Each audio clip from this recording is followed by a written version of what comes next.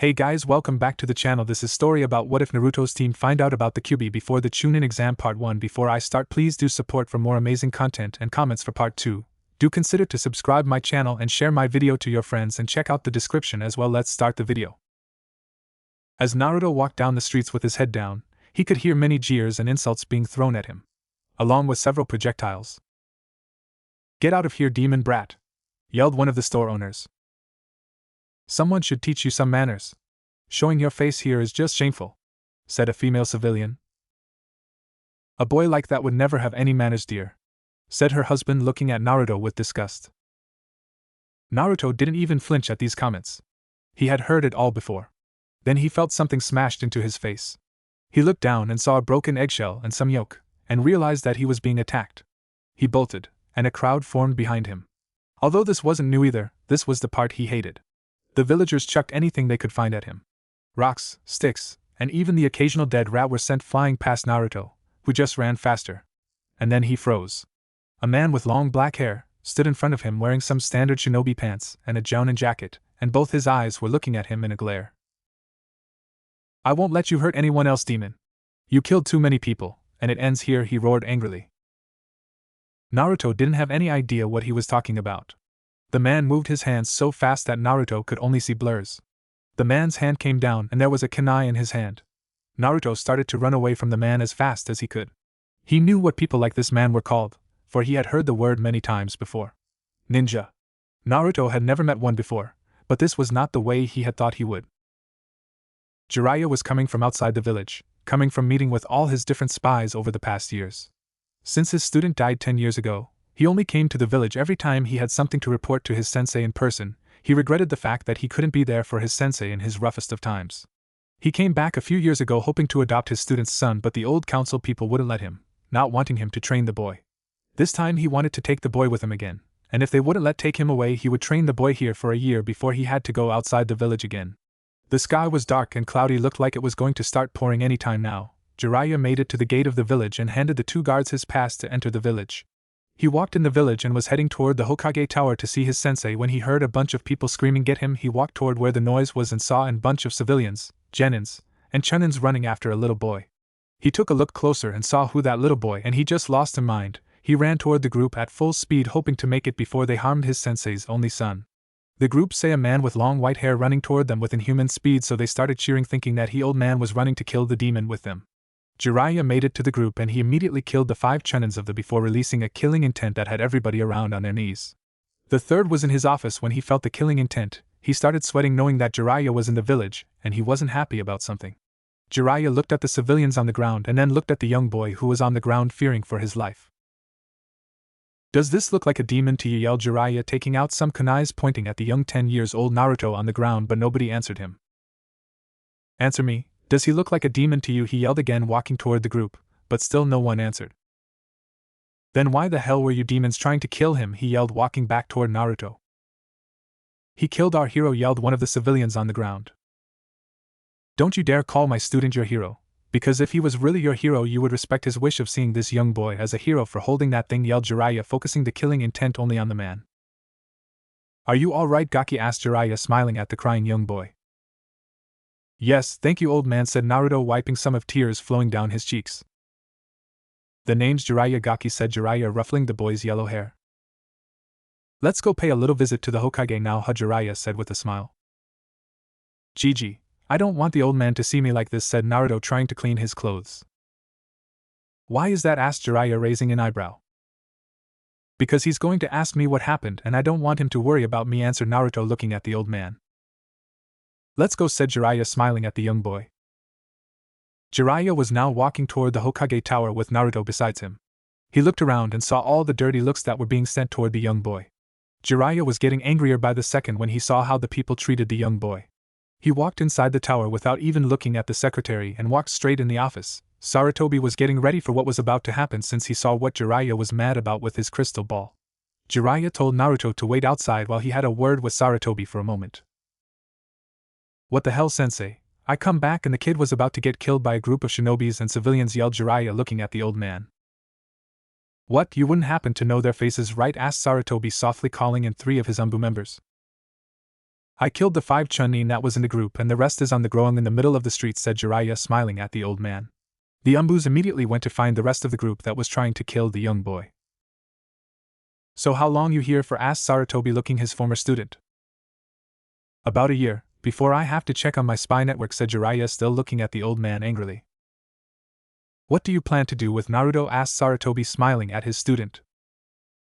Train him and look after him. I can't believe Minato trusted these fools with his only son, said Jiraiya, angry at the last part. They'll see, I'll turn him into a legend, yelled Jiraiya, striking a pose. Sarutobi sweat-dropped at the pose. Where is Naruto? Asked the old Hokage, looking at his student. Hey Gaki, come in here, Jiraiya called Naruto in the office. The yellow head ran in the office and jumped on Sarutobi's lap. Okay, where do you live? Naruto asked Jiraiya, looking at the young version of his late student. In the orphanage, of course, said Sarutobi, looking at Naruto, who just put his head down. Gramps, they kicked me out of the orphanage 2 weeks ago. I've been living in the forest since then, said Naruto, crying. What? Yelled Sarutobi and Jiraiya at the same time, with their killing intent rising through the roof, which had everybody 5 blocks from the Hokage tower frozen. They did what? Yelled Sarutobi, looking at the young boy, angry. Bear, please take whoever is in charge of the orphanage to Ibiki for me, said Sarutobi to the masked man in front of him. Hi, Hokage-sama, said the Umbu member, disappearing in a swirl of leaves. Sensei, please give me the keys, I'll leave the rest to you, said Jiraiya, looking at the old man. Jiraiya walked out of the office with Naruto following him close behind him. They walked for a few minutes until they made it to a big compound next to the Hyuga compound. Jiraiya opened the big gates and they walked in. The inside looked like a little village itself, with a big house in the front and a bunch of other houses not as big as the main one down the street. There was some training grounds in the back of the compound, but they were going to use them the next day. Jiraiya and Naruto walked inside the main house and it was filled with dirt and dust from 10 years without any cleaning. Jiraiya decided that they would clean it the next day since it was really getting late for that. Jiraiya went to sleep inside the main house for the night, but he had his own house in the compound which he used to use when Minato was still alive. The next day, Naruto woke up and took a shower with some hot water for a change, since when he was in the orphanage they used to turn off the hot water when it was time for him to bathe. Jiraiya was still in bed when woke up, but when Naruto finished taking a shower, Jiraiya walked down the stairs and saw Naruto with an orange jumpsuit on, ready to go to school. He walked up and stood behind him looking at the jumpsuit. Why do you wear this? Asked Jiraiya, looking at the young kid. That's all the store owner would sell me, said Naruto, looking down. Jiraiya looked at his again and took out something from his scroll. Take your shirt off, Gaki, said Jiraiya, looking at the boy. Naruto took off his jacket and Jiraiya looked at his body, laughing. Do you ever work out, Gaki, said Jiraiya, laughing. No, said Naruto, looking at the man. Jiraiya put a seal on his chest, looked at him. What is this? Asked Naruto, looking at the man. It's a gravity seal. It's meant to make you stronger and faster, said Jiraiya, looking at his godson, smiling. Naruto started walking, but he felt his body heavy as fuck, so he couldn't move like he normally did. My body feels heavier than usual, said Naruto, confused. You'll get used to it. Now hurry up and get to school. Don't take shit from anyone, said Jiraiya, walking back upstairs. Don't tell anyone about me or the gravity seals, said Jiraiya, looking at the spiky head kid. Naruto walked out the compound, walking slowly toward the ramen stand before going to the academy. Naruto made it to the ramen shop in about 5 minutes when it usually took him 2 minutes to get there. Along the way the villagers were glaring at him, calling him names, so he started trying to walk faster to get used to the weights faster. Naruto ran to the academy as fast as he could, but he was still 10 minutes late. He opened the door to his class and saw everybody laughing at him. Naruto, you're late, yelled Iruka, looking at the young boy. It's not my fault, said Naruto, going to the back of the class where Shikamaru, Choji and Kiba sat. He walked by Sasuke's desk and Sakura put one leg out and tripped him, making everyone laugh at the boy. He made it to the back of the class and sat down beside Shikamaru, who was sleeping, and Choji, who was eating his chips loudly. He tried to pay attention to the class, but it was getting very boring to him, so like Shikamaru he fell asleep as soon as he did. Iruka walked up to their desk and woke them up with his scary head jutsu. Naruto woke up and Shikamaru did the same, so they started talking about the class. It was time for the taijutsu and throwing practice outside. Naruto, you will go up against Sakura in the taijutsu practice, smirked Mizuki. I don't want to fight Sakura, I love her, thought Naruto. Cha. Easy win, yelled Sakura, looking at Sasuke with hearts in her eyes. Sakura got in the academy style and Naruto got in the style that Mizuki taught him and just stood there waiting for Sakura to attack him. He still couldn't move at his usual speed since he was carrying half his weight in the seal. Mizuki saw that Naruto got in the style that he taught him and was laughing even though he didn't let anyone see him laughing. Go, said Mizuki, smirking at the yellow head. Sakura ran toward him with a pretty pathetic speed and punched him in the nose, getting the head start. Naruto held his now bleeding nose, though it was not easy for him to even move his hand, since Naruto couldn't really move all that fast yet. That's for annoying me, asking me to go out with you, said Sakura, punching him in the face once again. He fell to the ground. But Sakura-chan, what did I ever do to you, said Naruto, looking at the girl, and Sakura kicked him while he was on the ground. He tried to move out the way but with no success. She kept punching him in the face, and his face started to get swollen. Naruto got up and tried to punch her, but he still couldn't move his muscle all that good, so she punched him again, and he fell to the ground once again. Naruto got up and continued to fight even though he couldn't attack or defend himself from the assault. That's for not respecting Sasuke-kun, yelled Sakura before she kicked him in the stomach. She was about to continue her assault, but Iruka stopped the match. Winner Haruno, Sakura, said Iruka, raising the girl's hand, and all the guys started laughing at Naruto, and so did the girls. Naruto, why can't you move, asked Iruka, looking at the blonde. I can't tell you, Iruka-sensei, said Naruto, getting up from the ground. Why not, asked Iruka, looking at the boy. I just can't. Leave it at that, said Naruto, walking away from the man. The class went back inside, with Naruto staying back. As soon as everyone went back inside, he left and went home. He walked down the streets with his body all bruised up, and the people were cheering seeing him hurt like that. He wanted to get home faster, but the gravitation seal was slowing him down, so he had to listen to every insult said to him, and everything that they threw at him he had to take it since his body was so heavy. Where is Naruto, asked Iruka, looking around the class. I kicked his butt, so he left the academy for good, laughed Sakura, and the whole class started laughing except for Hinata, Shikamaru, and Choji. Something is wrong with Naruto, said Shikamaru to his best friend Choji. Yeah, he was usually faster from anyone here, since he always used to pull all those pranks, said Choji, still eating. I'm sure he'll tell us tomorrow, said Shikamaru, going to sleep. Naruto got home and saw the house clean, with Jiraiya sitting by the kitchen eating some rice and vegetable that he made. Naruto walked in with his clothes dirty with blood and dirt on them. Jiraiya looked at him for a few minutes before asking, what happened to you? I was in a taijutsu match in my class and I lost, said Naruto, putting his head down. Was it the seal, asked Jiraiya, looking at him. Yes, and the fact that I don't know any taijutsu, said Naruto, ashamed. Didn't they teach you anything in the academy, asked Jiraiya, looking at him. Iruka-sensei used to help me, then Mizuki-sensei decided to teach, but I did everything he taught me one time and I almost hurt myself, said Naruto, looking at the old man in front of him. He sabotaged the boy's learning, thought Jiraiya, angry. I guess I'll get you caught up, said Jiraiya, looking at the yellow-head boy. Run around the compound until you can't fell anything, said Jiraiya, smirking. Naruto did as his new sensei told him and started running. He ran around the compound 5 times and he couldn't fell his legs, so he just collapsed to the ground. It was late when he finished running, so Jiraiya took him inside and made him something to eat. Naruto ate his food and went upstairs to take a shower. He just stood under the hot water without moving a muscle until he felt clean. Jiraiya was making a schedule for his new training session in the compound. He was only going to work on physical and chakra control stuff for the next week to get caught up to the other kids in the academy. 6 to 9 a.m. physical workout, 10 to 12 speed training, 1-2 p.m. target practice, 3-7 chakra control. Next day for taijutsu practice. The next day, Naruto woke up at 5 in the morning and started stretching to start his day. When Jiraiya told him that he wasn't going to go to the academy for a week to catch up with the other kids, he got really excited. As soon as it turned 6, Naruto started doing push-ups. When he finished, he started doing some sit-ups, then some pull-ups until it was his break time. His body felt numb, so he went inside to get something to eat. He spent his break time in the house eating. When it turned 10, he ran outside and started running around the compound for his speed training. The academy? Where the hell is Naruto, said Iruka, looking around the class. I told I beat his butt, and he left the academy, said Sakura proudly. I was awesome, right, Sasuke-kun, said Sakura, waiting for a positive comment from her love. You are pathetic and Naruto is pathetic, said Sasuke in his usual Uchiha-better mood. But Sasuke-kun, pleaded Sakura, looking hurt at the comment. Troublesome, can't you see that Naruto couldn't even move in the fight, said Shikamaru, going back to sleep.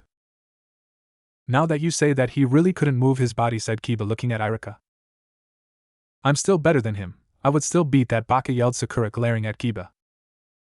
Whatever, said Kiba, and Akamaru just barked. Shut up, yelled Irika using his big scary head jutsu. Sakura looked at Sasuke hurt because the Uchiha boy wouldn't even spare a glance at her. Ino was of course happy that her Sasuke-kun wasn't looking at Sakura, but she was also hurt since he wasn't looking at her either. Naruto finished running around the compound and felt his body get lighter from when he started running. He went inside and opened a few instant ramen cups for lunch. After eating, he went back outside and walked to another training ground which had some practice dummy. He started with his target practice. Being exhausted physically and mentally after the speed and target training, he took a small break just to let his body cool down. After more than 20 minutes, and having regaining some of his chakra, Naruto made his way toward the tree, close to the little lake that was next to the training ground, and he started walking on top of the tree. Difficult in the beginning, but after an hour of falling on his butt, finally started to get the hang of it. Proud of his new accomplishment, he stared to jump around but lose some of his concentration and fell down the tree straight on his butt. Naruto got up and walked up the tree once again, this time with no problem. Naruto and Jiraiya went inside after he finished the day's training, and they sat, ate, and laughed as they enjoyed lunch. Naruto was starting to see Jiraiya as the family that he never had since the man took his time to teach him. As they laughed, Jiraiya could not help but see himself in the young Naruto. He had never been a natural genius like Orochimaru or great chakra control expert like Tsunade.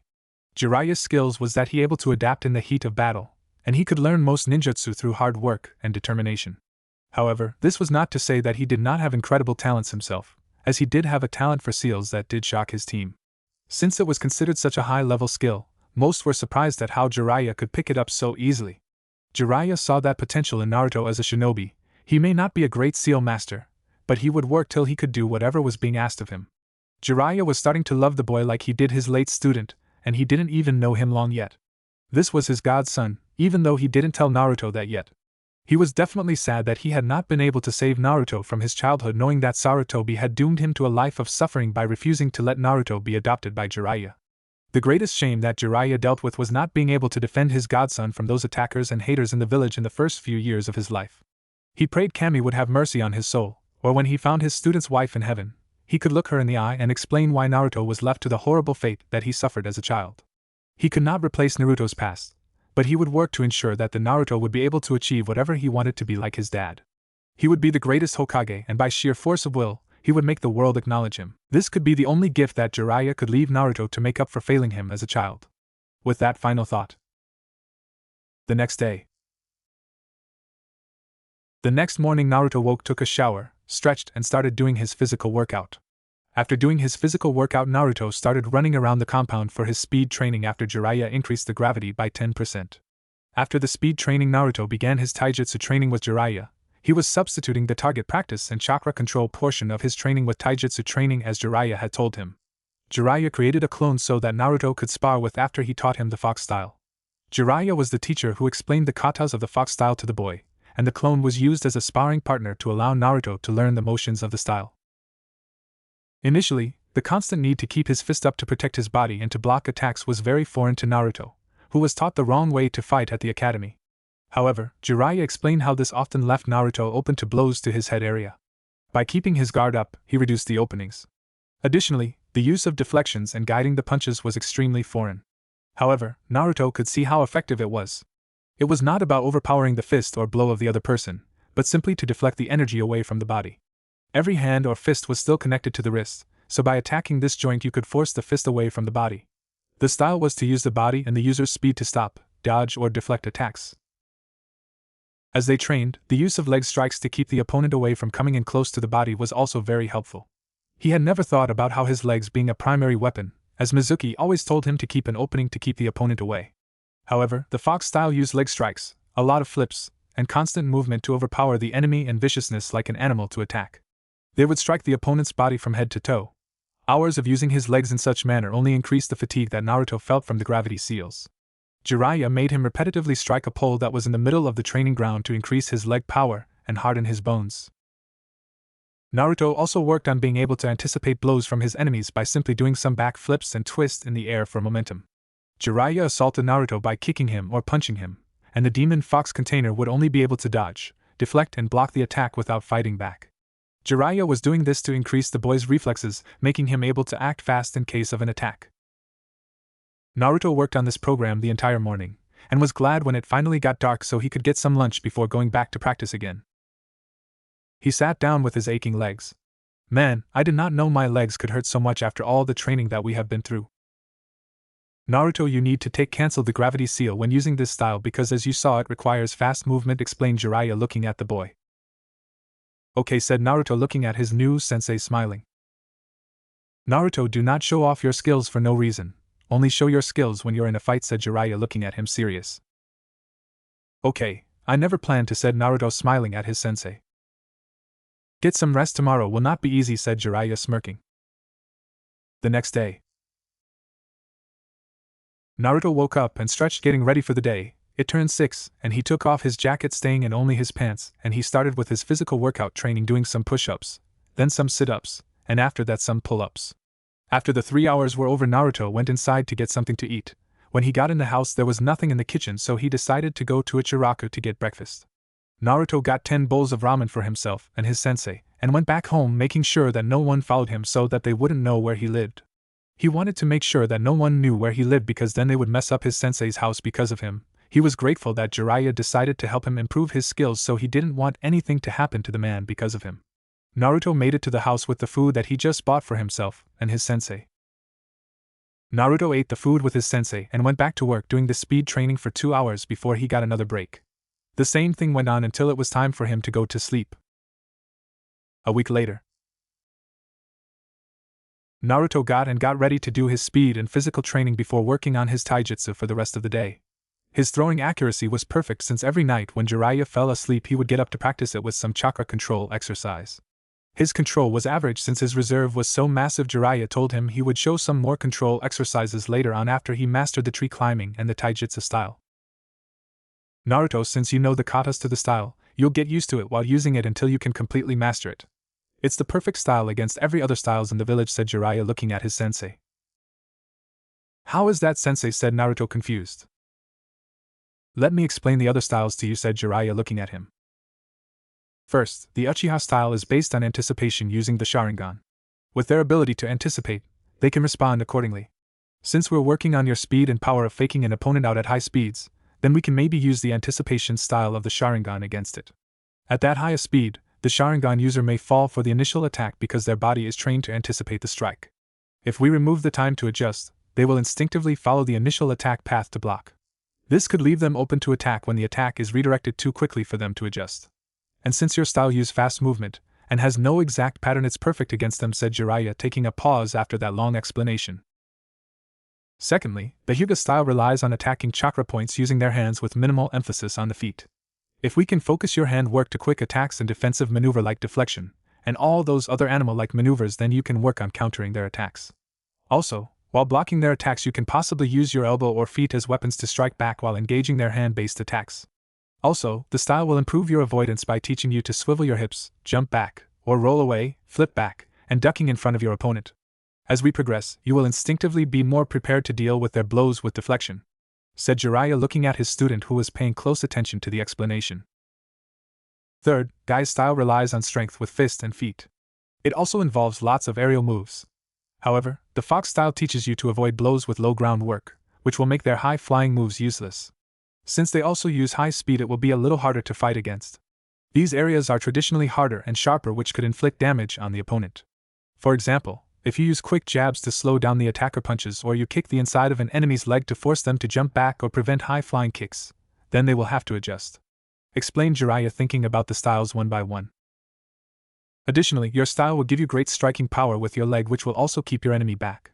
Your legs will always be your strongest muscle and it has the greatest reach, so focusing attacks from there only increases your attacking power. Also, by not staying close to your opponent, the chances of them landing a hit on you will decrease, explained Jiraiya, which had Naruto jumping around yelling how awesome he was. Do you understand that if you can at least stand toe-to-toe with these great taijutsu styles, then you will be able to battle any person? Asked Jiraiya looking at the boy. I will take care of him, Minato thought Jiraiya looking at the boy. Naruto, today we're going to do another type of exercise, said Jiraiya smirking. What is it, some awesome fire jutsu or something, said Naruto jumping around. No, you're going to meditate, smirked Jiraiya looking at the boy. How is that going to help me? Asked Naruto looking at his sensei totally confused. It'll calm you down, and increase your ability to sense other people, and your reflexes, and it increases your control over your chakra systems, said Jiraiya looking at him. Okay, then what do I do? Asked Naruto looking at his sensei. Just sit still and clear your mind of everything, said Jiraiya, showing him the sitting position. Naruto got into position and proceeded to clear his mind of everything. Academy? Iruka started looking around, but he still couldn't see where Naruto was. The previous day he looked all around the village looking for the kid. He went to the orphanage, but they told him that the people who used to be in charge got arrested for kicking a kid out of the orphanage, and he knew that it had to be Naruto. Today, if Naruto didn't show up to the academy, he would report it to the Hokage again. Has anyone seen Naruto in the past week? Asked Iruka looking at the kids. No, said Shikamaru, going back to sleep. Shikamaru, wake your lazy self up, yelled Iruka with his big scary head jutsu. I'm sure he's alright, said Choji looking at Shikamaru eating his potato chips. Who cares, everyone has been happy with him not being here pulling pranks in class, annoying me, asking me out. Isn't that right, Sasuke-kun, said Sakura with hearts in her eyes at the last part. I wish you wasn't here right now, you even worse than Naruto, said Sasuke without even looking at her. Sakura started crying at the comment, and everyone started laughing at the big forehead girl. Ino was the first one who started laughing, and Sakura and Ino broke out fighting over the Uchiha once again. The boys just sat back watching the fight unfold. Ino and Sakura would always fight over the Uchiha using insults. The boys wanted to see some face smashing, but they never fought like that. I'll have to report this to the Hokage, said Iruka, leaving the class, leaving Mizuki in charge for the day. Hokage Tower. Iruka walked in the office and saw Sarutobi reading some papers from missions that just came in. Sarutobi looked up from the papers and saw Iruka standing in front of him, worried out his mind, and he already knew what this was about. Hokage-sama, Naruto has not showed up to school for the past week, said Iruka worriedly. Don't worry, Iruka, I know where Naruto is, said Sarutobi smiling. Is he alright? Asked Iruka quickly. Yes, he's in good hand. Seems like some teacher at the academy has been teaching the wrong thing on purpose. So he's trying to catch up to the other kids, said Sarutobi looking at the young teacher. If you say he's okay, I guess I have to go back to the academy, bowed Iruka before leaving the office. Iruka's body flickered back to the academy, and saw all the students just standing around like it was nothing. Naruto's mindscape. Naruto started doing the meditation exercise and woke up finding himself in a sewer-like place with water ankle deep in the sewer. He looked down the hallway and saw a bunch of little corridors leading to different places. He heard a deep voice at the end of the sewer. Naruto followed the voice through the sewer and found himself in front of a big gate with a seal in the middle of the gate. Hello, is anyone here? Asked Naruto, a little scared. Who is this? Said the Kyuubi looking at the little boy in front of the gates. Who said that? Where am I? Said Naruto, backing up a little away from the gates. It's me, the great and powerful Kyuubi no Yuko, said the Kyuubi in a deep and proud voice. Kyuubi, stuttered Naruto, looking terrified. Yes, kid, don't make me repeat myself, said the fox looking at the kid. Where am I? Am I dead? Asked Naruto, shaking. No, you're not dead, kid, you're in your mind, said the fox looking at the kid, laughing. What are you doing in my mind then? Asked Naruto, looking at the fox, still terrified. I'm sealed within you, so I live in your mind, said the fox seriously. Naruto quickly wake up in the real world with a terrified look on his face. Jiraiya looked at him and already knew what this was about. Jiraiya walked up to him and sat down beside his godson. Naruto was shaking, looking terrified at his sensei. Sensei, I just had the craziest dream. I woke up in a sewer and saw the nine-tailed fox, and he said that he was sealed in me, so he lives in my mind, explained Naruto, calming down, looking at his sensei, hoping that it was just a dream. Actually, kid, that wasn't a dream, said Jiraiya, scratching the back of his head. What? Yelled Naruto, pausing to calm down. So, I am a demon like everyone said I was, said Naruto, starting to cry, before he felt a little lump on his head getting hit by Jiraiya over the head. You are not a demon, you hear me, said Jiraiya, looking at the kid with a serious face. You have to go back in your mindscape. I'll explain everything to you later, said Jiraiya, looking at him. Just trust me, said Jiraiya when he saw Naruto doubting to go back. Naruto got in the same meditating position and found himself in the sewer-like place once again. He walked the same way to find himself in front of the big gates once again. Naruto looked inside and saw the Kyuubi's head in front of the gates. He was still scared, but this time he wasn't shaking as much as before. Oh, you're back, said Kyuubi, said looking at the boy. You say this my mind, why does it look like this? Asked Naruto, looking around. Because unlike your outside appearance, you're pretty sad and angry, said Kyuubi, looking at him. I'm sorry, kid. If I was never tricked into attacking your village, your life would have never been like this, said Kyuubi, looking at Naruto. What do you mean trick, said Naruto confused. I never had anything with this village, why would I just wake up one day and attack it? I was put under a genjutsu by a man named Uchiha Madara to attack this village for him since he couldn't do it himself with the fourth round and Jiraiya of the Sannin, and even Sarutobi Hiruzen around, so he put me under a powerful genjutsu which put me in a rage stage to attack the village, explained the fox, remembering what happened. Did you say Uchiha? Asked Naruto, remembering that the Uchihas lived in this village. Yes, kid, I'm sorry for messing up your life, kid, said the fox truthfully. It's okay, I guess now that I know it wasn't your fault. Is there anything I can do to make this place better, said Naruto, crying, looking around the sewer. You can make this place a little more nice, said Kyuubi, looking around. Just concentrate and make this place like a forest or something, said Kyuubi, looking around. Naruto concentrated and started thinking happy things that happened in his life, like being with Gramps and meeting Jiraiya-sensei. After 5 minutes, the water that was on the ground disappeared and inside the cage turned into a big green forest with a lot of big trees. There was a lake besides the forest flowing peaceful, and Naruto opened his eyes. He looked around and saw his work, so he smiled, looking around. Thank you, but let me ask you a question, said Kyuubi, looking at the kid. What is it? Asked Naruto, looking at his tenant. Why do you continue to follow that pink-haired genin even though all she does is humiliate you? Asked the Kyuubi. I don't know, I love her I guess, said Naruto, confused at the question. Do you think she loves you back? Asked the Kyuubi. I don't know, maybe she will one day, said Naruto, thinking about all the times that he asked Sakura out, and she just hit him on the head, or humiliate him in front of the whole class. Naruto started walking around his mind to see his memories. He saw all the times that people cursed at him or beat him just for walking by their store. He saw all the times that Sakura just humiliated him, making him feel worthless when he was just trying to help. He kept walking around and saw his friends Kiba, Choji, and Shikamaru in class talking. He saw Iruka helping him in class, and then he saw the Hokage comforting him in his office, and finally Jiraiya coming along to save his life. At the end of the hallway he saw a seal on a door. He tried to get access to the door but he couldn't, so he decided to tell Jiraiya about it. Naruto found himself once again in the real world and saw Jiraiya with a thing in his hand looking over the wall into the next compound. Jiraiya while looking in the Hyuga compound at some women bathing. What are you doing, sensei? Asked Naruto, looking straight at his sensei. No, nothing, kid. How was it? Said Jiraiya, looking at him, putting the telescope away in his jacket. I started walking around until I saw a door sealed and I couldn't open it, explained Naruto, looking at his sensei. They probably sealed some of his abilities, thought Jiraiya. Go back to your mindscape, said Jiraiya, doing some hand seals. Naruto closed his eyes and found himself in his mindscape again, but this time Jiraiya was standing beside him. Where is that door, kid? Asked Jiraiya, looking around. Follow me, said Naruto, guiding Jiraiya to the door. Jiraiya found himself standing in front of a door title body. He did some quick hand seals and Naruto grew 2 inches in front of him, and his hair grew to reach his shoulder and got even more messy than it was before. They walked in the door and Jiraiya saw another door with brain on top of it. He unsealed the door and continued walking around, seeing a door with muscle on it. He unsealed it, walked out the room. They went back to the real world and Jiraiya stood in front of Naruto looking serious. How do you feel? Asked Jiraiya, looking at the kid.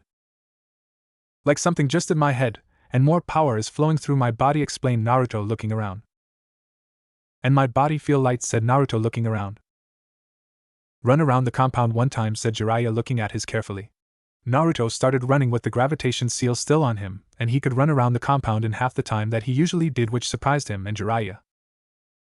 They put seal on him, limiting his abilities, thought Jiraiya with his face full of anger. I knew it. He got the Namikaze speed ability, thought Jiraiya, smiling. Stop, Naruto, said Jiraiya, smiling at the kid. I'm going to teach you another chakra control exercise before I teach you a jutsu, said Jiraiya, smiling. What is it? Asked Naruto, looking at his sensei, laughing. Let's go by the little lake that was made in the back, said Jiraiya, walking toward the back of the compound. Naruto followed him, walking slowly with his hands behind his head. They made it to the lake and Jiraiya started walking on the water to demonstrate the exercise to him. Naruto jumped in the water, exited, and fell in the cold water. He jumped out of the water shaking since the water was extremely cold after Jiraiya had put a seal on it the previous night. Why the hell is this water so cold? Yelled Naruto, glaring at his sensei. My bad, I forgot to tell you that it was cold, grinned Jiraiya.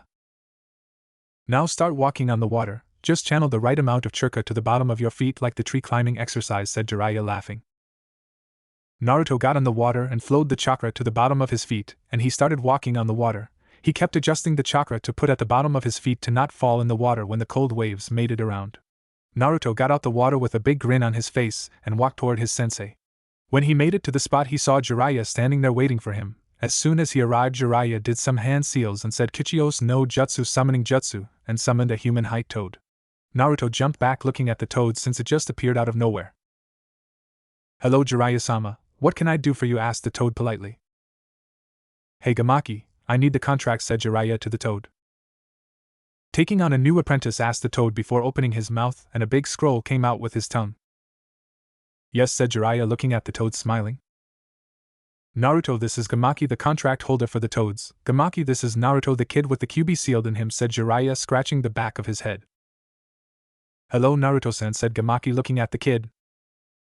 "What's up Gamaki-san?" said Naruto, scratching the back of his head. "Okay, Gaki, now with the jutsu I said I was going to teach you. Sign your name in blood in this scroll while I explain it to you," said Jiraiya, pointing at the spot next to Minato's name. Naruto bit his thumb for some blood and wrote his name on it before signing at the bottom. "Why was there only 2 names on it if it's a jutsu?" asked Naruto, confused. "It's a powerful jutsu, and I was the first one to sign it, and I get to choose who I pass it to. It's the summoning contract to summon toads in battle. I taught it to my last student, and now I'm going to teach it to you," explained Jiraiya looking at his student.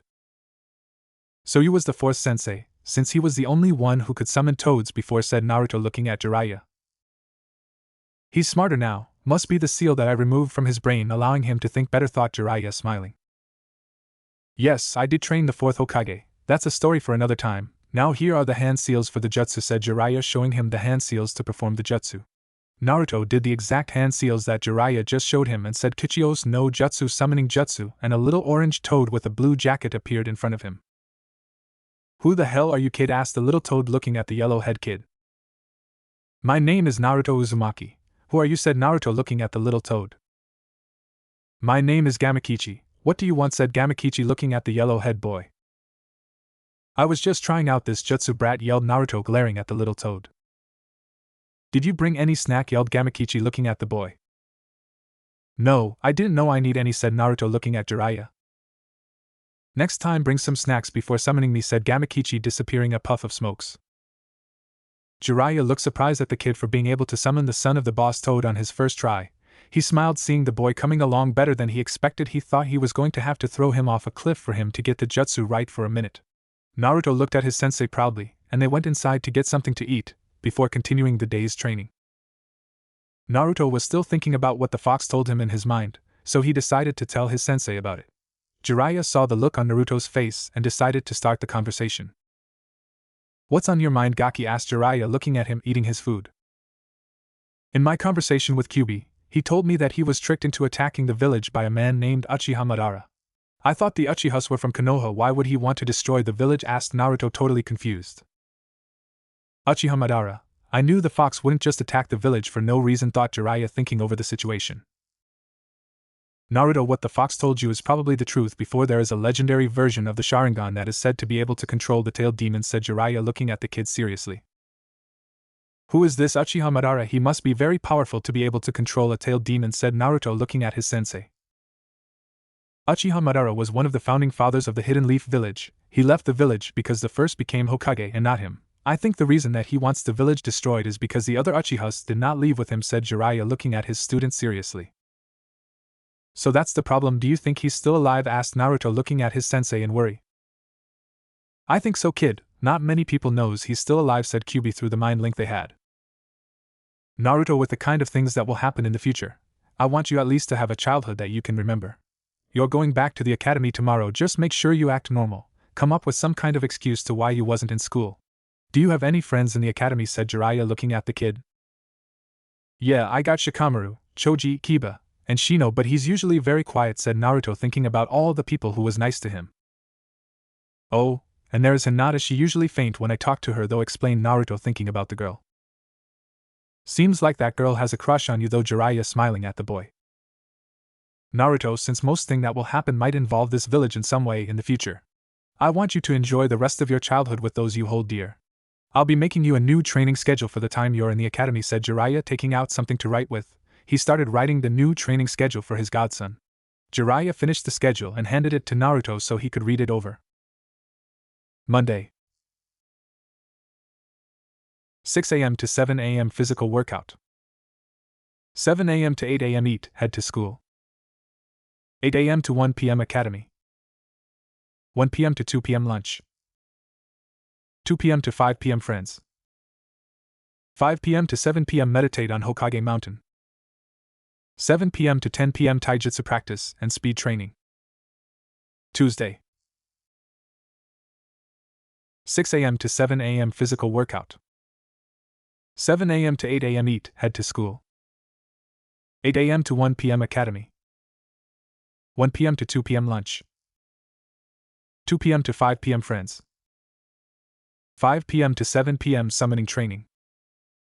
7 p.m. to 10 p.m. taijutsu practice and speed training. Wednesday. 6 a.m. to 7 a.m. physical workout. 7 a.m. to 8 a.m. eat, head to school. 8 a.m. to 1 p.m. academy. 1 p.m. to 2 p.m. lunch. 2 p.m. to 5 p.m. friends. 5 p.m. to 7 p.m. chakra control. 7 p.m. to 10 p.m. taijutsu practice and speed training. Thursday. 6 a.m. to 7 a.m. physical workout. 7 a.m. to 8 a.m. eat, head to school. 8 a.m. to 1 p.m. academy. 1 p.m. to 2 p.m. lunch. 2 p.m. to 5 p.m. friends. 5 p.m. to 7 p.m. meditate on Hokage Mountain. 7 p.m. to 10 p.m. taijutsu and speed training. Friday. 6 a.m. to 7 a.m. physical workout. 7 a.m. to 8 a.m. eat, head to school. 8 a.m. to 1 p.m. academy. 1 p.m. to 2 p.m. lunch. 2 p.m. to 5 p.m. friends. 5 p.m. to 8 p.m. summoning training. 8 p.m. to 10 p.m. meditate. Saturday. Whole day free to whatever you want to do. Sunday. Seals training, taijutsu training, strength training, chakra control, meditation. Naruto finished reading the new schedule and closed the scroll and put it in his pocket so that he could look at it from time to time. Jiraiya looked at him and smiled, seeing so much of Minato and himself in the boy at the same time, a natural genius and at the same time an idiot. They met only a short time ago, but Naruto and Jiraiya were really bonding with each other on a family level. Jiraiya decided that tonight was the night that he would tell Naruto about him being his godfather. He still couldn't tell the boy about his father yet, since it was a law in the village. But with him being in the house, he will definitely find out by himself since his father lived in the house. Naruto, you start with the schedule tomorrow, which is Tuesday, said Jiraiya, smiling at him. I finally get to see Shikamaru and Choji again, and I can't forget Sakura-chan, laughed Naruto, thinking about the pink-haired girl in his class. I'm not even going to tell. He should find out for himself that the girl is a evil bitch, thought Kyuubi, thinking about all the times he had to heal Naruto from Sakura's blows. Naruto, I have something to tell you, said Jiraiya with a serious look on his face. What is it, sensei, said Naruto, seeing the look on his sensei's face. I can't tell you about your parents until you reach a certain, or find out by yourself, because it's a law in this village. We wouldn't want people finding out who your parents were, since they had a lot of very powerful enemies that you are not ready for yet, said Jiraiya, looking at him sadly. I understand that, because Gramps would have told me by now, but they must have been very powerful to have enemies that would go after their kids, said Naruto, thinking what Jiraiya told him over. Yeah, and I was a personal friend, that's why they made me your godfather, said Jiraiya, looking at him with a smile. You, my godfather, where the hell have you been all this time then, asked Naruto with anger clearly in his voice. I wasn't done, said Jiraiya sadly. When you were born, I tried to adopt you, sensei said. Yes, but the council bastards wouldn't let me, saying that I was the village's only spy master, that I couldn't stay in the village to raise you. When you were 5, I tried to adopt you again, but they still wouldn't let, and sensei said that he would make sure that you were all right. I would have left the village with you, but since you have the fox sealed in you, they made sure that you couldn't leave the village, and if you traveled with me, we both would have died, since I had to fight a lot of enemies, and I thought you would have had a better childhood in the village than with me, since I never stayed in the same place for more than a few weeks, explained Jiraiya with pain and regret in his eyes, looking at the boy. Naruto started crying, looking at his sensei, feeling guilty since he started yelling for no reason, which made his godfather really sad. I'm sorry, sensei. I didn't know, said Naruto, crying. It's okay, Gaki, said Jiraiya, looking at him. Get ready, we are going to the Hokage's office before we go buy groceries, said Jiraiya, getting up. Naruto went inside to take a shower so he could get ready to go to Gramps' office. After taking a shower, Naruto put his orange jumpsuit and came downstairs to see Jiraiya waiting for him. Jiraiya hated the jumpsuits so much that he wanted to burn them while the kids slept. He would make sure to buy him some new clothes while they were shopping. Naruto, why do you wear this jumpsuit if you really want to be a ninja? Asked Jiraiya, looking at the boy's clothing style. Because that's all they would sell me, and the man made me pay a lot for this cool jumpsuit, and he sold it to me on a discount, said Naruto, looking at his sensei, laughing. How much did you pay for this exactly? Said Jiraiya, raising an eyebrow. 600 Ryo, said Naruto, laughing. Don't know currency. Do you know where this shop is? Said Jiraiya with a grin. Yes, said Naruto, confused. Would you mind showing me later so that I can't buy some clothes? Said Jiraiya with a sinister smile on his face. Okay, said Naruto, a little scared by the look on his godfather's face. Naruto and Jiraiya walked out of the compound, heading for the Hokage's office first. Since they didn't have anything to do, they were walking very slowly. Naruto and Jiraiya passed in front of the Hyuga compound. Since their compound was right next to the Hyuga's, Naruto had never been in this part of the village in his life since he didn't know it. Jiraiya decided to transform himself into an old man to see the people that be throwing stuff at Naruto and calling him names. A middle-aged lady threw a bottle at Naruto, but Naruto caught the bottle and 3 Umbus appeared out of nowhere and arrested the lady for not following the third's law. They made it to the Hokage's office and they went in through the window like Jiraiya usually did, but that didn't bother Naruto since he never really knocked or waited to be called in the office. When they entered the office, Shikamaru was right there talking to the Hokage about the fact that Naruto wasn't in school, when Shikamaru saw Naruto enter the office with an old man behind him. So troublesome. I was just asking the Hokage if he seen you, said Shikamaru with a bored expression on his face. Shikamaru, what's up? Said Naruto as he rubbed the back of his head sheepishly. Where have you been, Naruto? Did you grow taller? Asked Shikamaru, looking at him up and down. That's why I came here, sensei, said Jiraiya, looking at the old man. What is it, Jiraiya? Asked Sarutobi, looking at him. Naruto, are you sure that this boy can hear this? Said Jiraiya, looking at him. Of course, Shikamaru is one of my friends and he's trustworthy, said Naruto, laughing.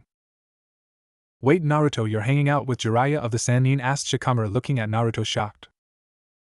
It's a secret between me and you, right, Shikamaru? Said Naruto, looking at him, laughing. Troublesome, but yes, said Shikamaru, taking a seat. He's my godfather, laughed Naruto, looking at the shocked boy. No way, said Naruto, looking at him. Jiraiya did some hand seals and said sound seal and put a sound seal over the room so that no one would hear what they were saying except for the ones in the room. Sensei, the academy teachers has been teaching Naruto the wrong things on purpose, and there were 2 seals placed on him to limit his body and mind. There was one on his brain and one on his muscle, said Jiraiya, looking at the old man. Did you find out who put them on him? Asked Sarutobi, looking at his old student seriously. Why would someone do something like that to Naruto? Is it because of the pranks we used to pull in the academy? Said Naruto, looking at the Toad Sage. No, it's not that they hate him for something he has no control over, said Sarutobi, hoping the young boy would understand. Because of the fox, said Shikamaru, which surprised everyone in the room. How did you find out? Asked Naruto, looking at the boy, terrified. That time the lady was calling you a demon, and the marks on your face. Don't worry, I didn't even tell my parents. It's troublesome though, the village is kind of lucky since you still don't hate those people for what they do to you, said Shikamaru, rubbing his head. I removed the seals and he grew a couple of inches right in front of me, and his mind kind of understands stuff better now. Don't get me wrong, he's still an idiot, said Jiraiya, smirking, which had Naruto glaring at him. So, when do you go back to the academy? It's not the same without your pranks. It's such a drag, you know, said Shikamaru, looking at him. Why the hell is everything a drag to you, Shikamaru? Asked Naruto, laughing. Because everything is, said Shikamaru, looking at his friend. I go back tomorrow, said Naruto with a grin. I'll be waiting for you. I got to go home because my mom will kill me if I'm late for dinner. She's such a drag, said Shikamaru, opening the door after Jiraiya dropped the sound seal. Good kid, said Jiraiya, looking at his sensei. So, Naruto, how is it going? Asked Sarutobi, looking at the boy. I'm okay, Gramps. Did you miss me? Said Naruto, laughing and looking at the old man. Of course, those paperworks were boring me to death, said Sarutobi, laughing. Wait till I become Hokage, old man, said Naruto, looking at him. Naruto, let's go. We have to go to the store to get you some clothes, since these clothes are already too small for you, said Jiraiya, walking toward the window. I'll see you later, Gramps, said Naruto, waving his hand to the old man and walking toward the window. They both jumped out the window and Naruto started guiding Jiraiya toward the store where he bought the jumpsuit. When they made it to the store, Jiraiya transformed himself into the smaller version of Naruto, and Naruto transformed himself into Shikamaru, and they walked in the store. Naruto picked up a black shinobi pants with many pockets and asked the man how much it was while he was still disguised as Shikamaru, and the man told him 200 ryo. Jiraiya picked up the orange jumpsuit and asked the man how much it was, and the man told him 700 ryo. Why is this 700 ryo while his pants is 200 ryo? Asked Jiraiya, still transformed into Naruto. Because he's not a dirt like you. You're lucky I'm willing to sell you anything, answered the man. Jiraiya dropped the transformation and Naruto did the same, and Jiraiya stood in front of the man releasing an insane amount of killing intent. Why do you take advantage of the boy like this? Asked Jiraiya, looking at the man. I said the man, looking in Jiraiya's eyes. Sensei, leave it alone, pleaded Naruto to his sensei. You see, even though you've been doing him wrong, he still don't want anything to happen to your miserable life, said Jiraiya, still looking at the man. Said the man, looking terrified. What if I decided to kill you for all you've done to him? Laughed Jiraiya, looking at the man. And with that, the store owner pissed on himself. Sensei, don't do that, said Naruto, pleading to the man. Why? Asked Jiraiya, still laughing. Because I'll give back all the extra money I made off of him, said the store owner, opening his cash register. It's okay, really.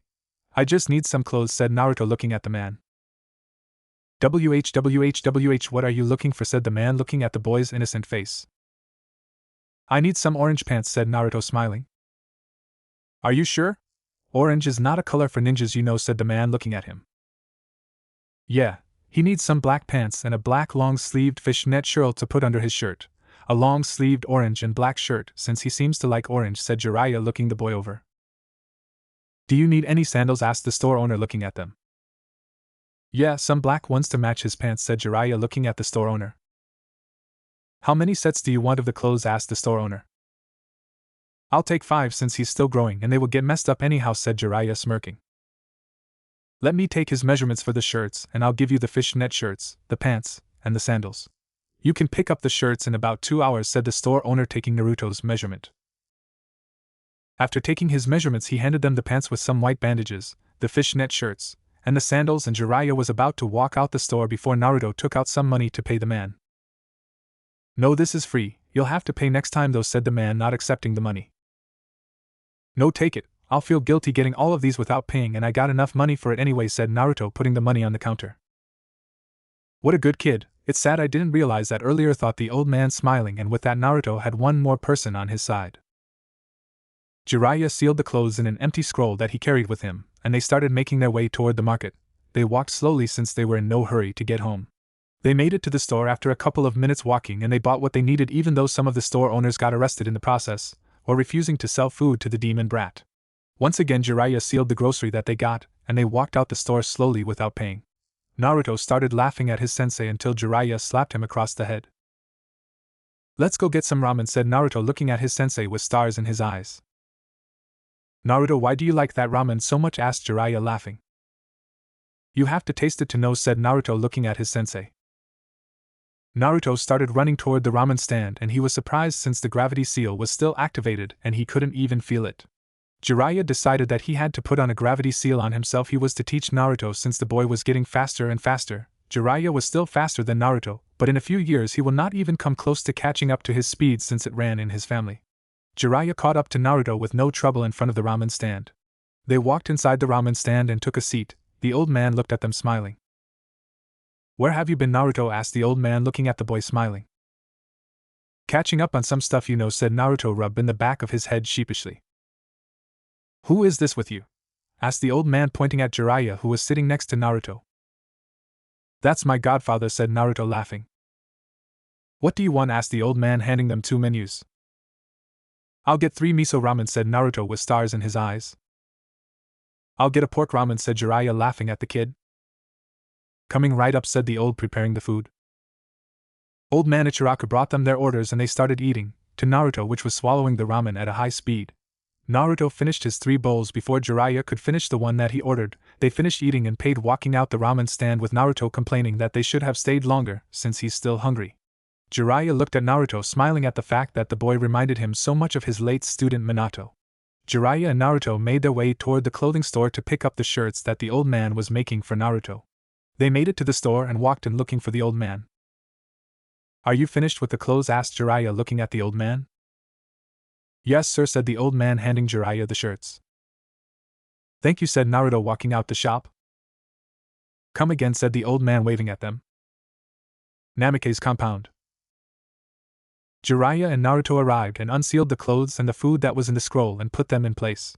They went back outside to the training ground since it was only 7 and they could still get some training in. Jiraiya decided that it was time for him to teach Naruto the shadow clones since his chakra reserve was massive. Naruto stood in front of Jiraiya waiting for instruction on what they were going to do now. "Okay, Naruto, I'm going to teach you a jutsu now," said Jiraiya, smirking. "Yippee, about time, old man," said Naruto, jumping up and down in joy. "It's a cool fire jutsu, ain't it?" said Naruto, jumping in front of Jiraiya, laughing. "No, it's helpful for training though," said Jiraiya, looking at the kid. "Huh, what is it?" asked Naruto, looking at his sensei, calming down a little. "Since your chakra reserve is big, you're going to get it easily," explained Jiraiya, looking at the boy. "What is it already, sensei?" said Naruto in an impatient tone.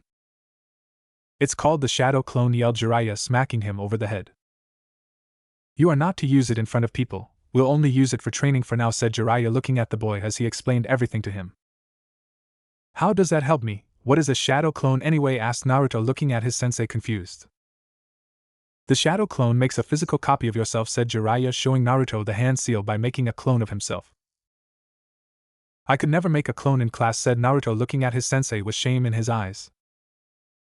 "It's because you have way more chakra than the kids in your class, and your control sucks since you never had anybody to help you with it," explained Jiraiya, looking at the kid with a smile. "Oh, that makes sense. Since I have more chakra, it's harder to control it," said Naruto, doing the seal for the shadow clone, and he created 5 clones of himself on the spot. "How does it help my training?" asked Naruto, looking at his sensei. "Okay, come with me," said one of Jiraiya's clones to one of Naruto's clones. The clone followed Jiraiya to the front of the compound. "You are an idiot," said Jiraiya's clone before punching Naruto's in the stomach, dispelling it, and after that he dispelled himself.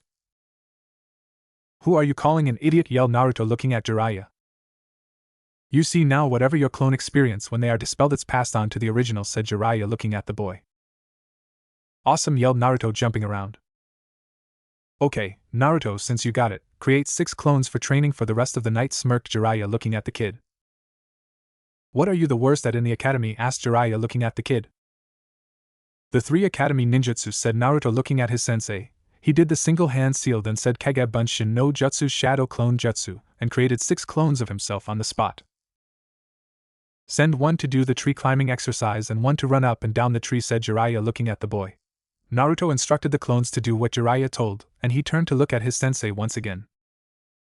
"1 to work on the transformation, do it until it comes natural to you. Send 1 to work on the replacement jutsu, and 2 to do like the tree climbing, 1 running, 1 walking," said Jiraiya, looking at the kid. "What do I do?" asked Naruto, looking at his sensei. "You are going to meditate," said Jiraiya, looking at the kid. "Okay, where?" asked Naruto, looking at his sensei. "Right where you are, kid," said Jiraiya, getting in his meditation sitting position. "Sensei, why do people meditate?" asked Naruto, getting in the sitting position. "Because it takes away stress and it also relaxes the mind, making a person's reflex quicker, and you can sense the things around you," said Jiraiya, looking at the boy before closing his eyes. Naruto did the same, and they stayed like that for the next 3 hours while the clones worked on chakra control and mastering 2 of the Academy 3 ninjutsus. The next day,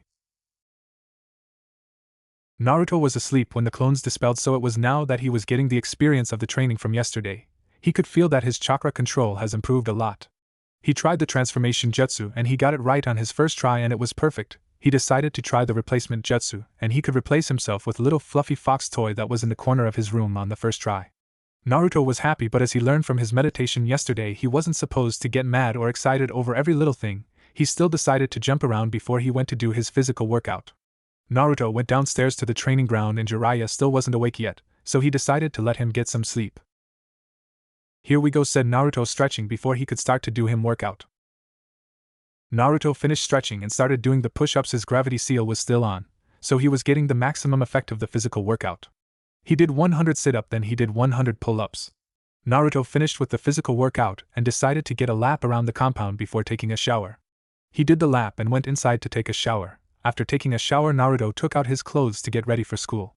He put his clothes on, then looked in the mirror to see how the clothes looked on him, and he was satisfied about what he saw. His body didn't have any more baby fat since he had to work on that every morning, so the fishnet shirt stayed on him perfectly. He wrapped the bandages around his ankle and put his kunai holder on his right tight, and went downstairs to get some breakfast before leaving.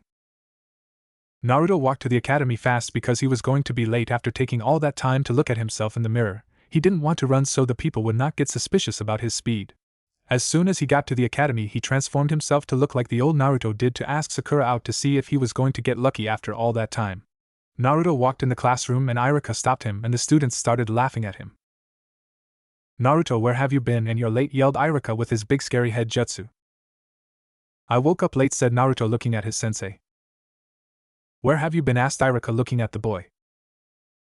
"It's a secret, Iruka-sensei," said Naruto rubbing the back of his head sheepishly. "Take a seat," said Iruka. Naruto looked around the room to see his friends and his crush. Sakura Haruna was Sasuke's fangirl, he knew that, but he still liked her. She was book smart, and had no real skills even though she beat him up pretty good. She did not like him one bit. To her, Sasuke was better than all the guys in the class, even though Sasuke never even bothered to acknowledge her. Ino was another fangirl, but she had a little skill. She was mean to Naruto but not like Sakura, and she was very bossy. Shikamaru was one of Naruto's best friends now since he knew his secret and never told anyone. He was the laziest kid on the planet as far as Naruto knew, since he's been getting the minimum passing score on every exam so that he wouldn't have to show his thinking ability, so people wouldn't ask him to do anything troublesome. Naruto and Shikamaru skipped school sometimes to go watch clouds. Shikamaru was sometimes his lookout when pulling pranks around the school. So he decided to sit by Shikamaru. After asking Sakura out for one more time, he decided that if she declined him, he would give up on her. Sakura-chan," said Naruto blushing. "What?" Baka yelled Sakura looking at him. "I was wondering if you wanted to go on a date with me," said Naruto smiling at her. "Hell no," Baka yelled Sakura, punching him back to the nearest wall. Naruto dropped the transformation jutsu in a poof of smokes, and he wasn't concentrating at the time, so he stopped suppressing his chakra, and everyone knew that no academy student should have that much energy. After the smoke was gone, everybody started looking Naruto's way to see what happened. They were surprised to see now a taller Naruto, his hair wilder and longer, wearing some black shinobi pants, his ankle wrapped in bandage, and his toned body under the shirt. Hinata started blushing before she fainted. She was standing up, so she was about to fall on the ground before Iruka held her up. Naruto took a seat by the boys in the back, talking to Shikamaru, who wasn't surprised since he saw him in the Hokage's office the day before. "Shikamaru, what's up?" said Naruto looking at his friend. "Why did you do that?" asked Shikamaru looking at his friend. "I wanted to ask her out one last time," laughed Naruto looking at his friend. "Last time?" said Choji eating his chips. "Yeah, I realized that she doesn't like me, so I won't waste my time with her," said Naruto looking at the big boy. "I can't believe I thought she was cute. Look at that forehead," laughed Naruto loud enough so she could hear him. Sakura started crying because she was giving all her attention to Sasuke, but she enjoyed the attention she was getting from Naruto since he was the only one who never made fun of her about her look. "What the hell happened to Naruto? He want me to kick his butt again," thought Sakura angrily. Sakura got up and walked toward Naruto, thinking he's going to quickly apologize when he sees her face. Naruto sensed her coming like he learned from his sensei Jiraiya. He got up and turned to look at her with a smile, while the other boys was laughing. Mizuki saw this as an opportunity to make the demon brat get beat up again, so he was looking at the situation with a smirk. "Baka, apologize to me right now," demanded Sakura with her red with anger. "But Sakura-chan," pleaded Naruto laughing. "Now," Baka yelled Sakura glaring at him. "I don't think so, your forehead is big, right?" said Naruto turning serious. "Apologize," Baka yelled Sakura glaring at the boy. "Okay, I'm sorry your forehead is so big," said Naruto sitting down. "Do you want me to beat you up again?" yelled Sakura glaring at the boy. "Class, it's time for our taijutsu practice," said Mizuki getting up from his seat. Everybody made their way outside for the day's taijutsu practice. Sakura was smirking knowing that she was going to get Naruto, and she finally have another chance to impress her precious Sasuke-kun. Naruto was smiling knowing that Sakura was thinking that he still couldn't move properly, and that he was an easy target like last time they fought. Sasuke was smirking knowing that he had another victim. After seeing Naruto walk in the room, he wanted to fight him to show that he was still the better one in the class. "Naruto versus Sakura, you two please step up," said Mizuki smirking. "I will get you," Baka smirked Sakura walking toward the middle of the academy training ground. "Are you both ready?" asked Mizuki looking at Sakura. Yes, said Sakura, getting in the taijutsu style taught at the academy. Naruto nodded and got in the style Jiraiya taught him at the compound. Go, said Mizuki, looking at Naruto. That's not what I taught him, thought Mizuki, looking at the boy with hate. Here I come, Baka, yelled Sakura, running toward Naruto like she did in the first fight. Same move, said Naruto, stepping out the way of the punch she sent toward him. Sakura sent another punch toward Naruto, and he just jumped out the way by jumping in the air and doing a flip back, then falling on both his feet. Sakura sent a kick at him, then a punch at the boy, but Naruto was dodging them, and she lost her balance, then fell on the ground flat on her face. Sasuke was looking at him, angry since Naruto wasn't that good last time, and if Naruto improved then he had to test himself against him.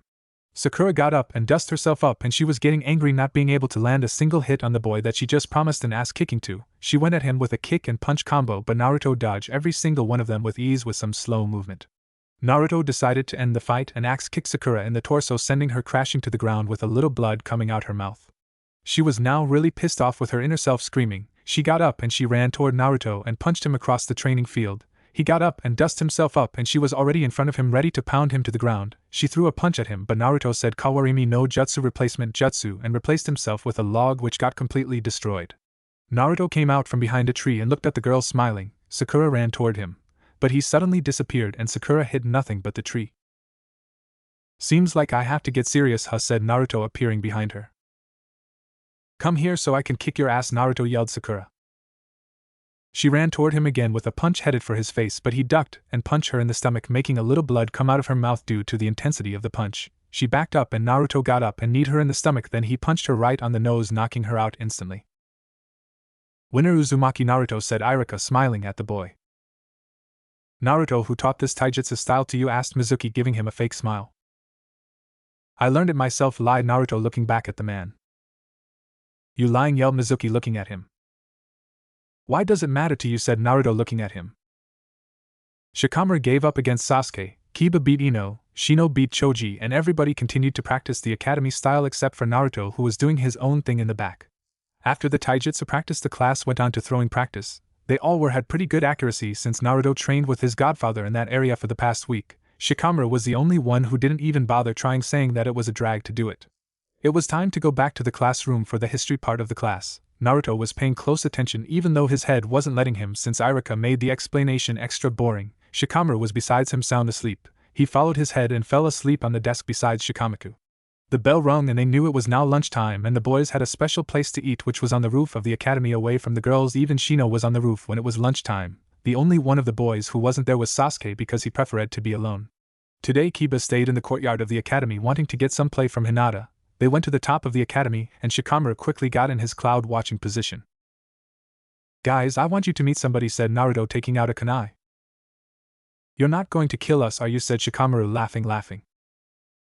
No, idiot, said Naruto, making a little cut on his finger to draw out some blood. He put some blood on his right hand and did some quick hand seals before saying Gamakuchios no Jutsu, toad summoning jutsu, and summoned 2 little toads in a puff of smokes. What do you want, kid? Asked Gamakichi, looking at the boy. What the hell, talking frog, said Choji, looking at the 2 little toads, laughing. We're toads, you jerk, yelled Gamakichi, glaring at the boy. Anyway, you guys have to keep quiet about this, said Naruto, looking at them. Sure, said Shino in his usual monotone voice. Who is this brother? Asked Gamatatsu, looking at Naruto. Do you have some candy? Asked Gamatatsu, looking at the boy. Naruto reached in his pocket and took 5 pieces of candy and gave to them. You know what I like, you kids, said Gamakichi, eating a piece of candy.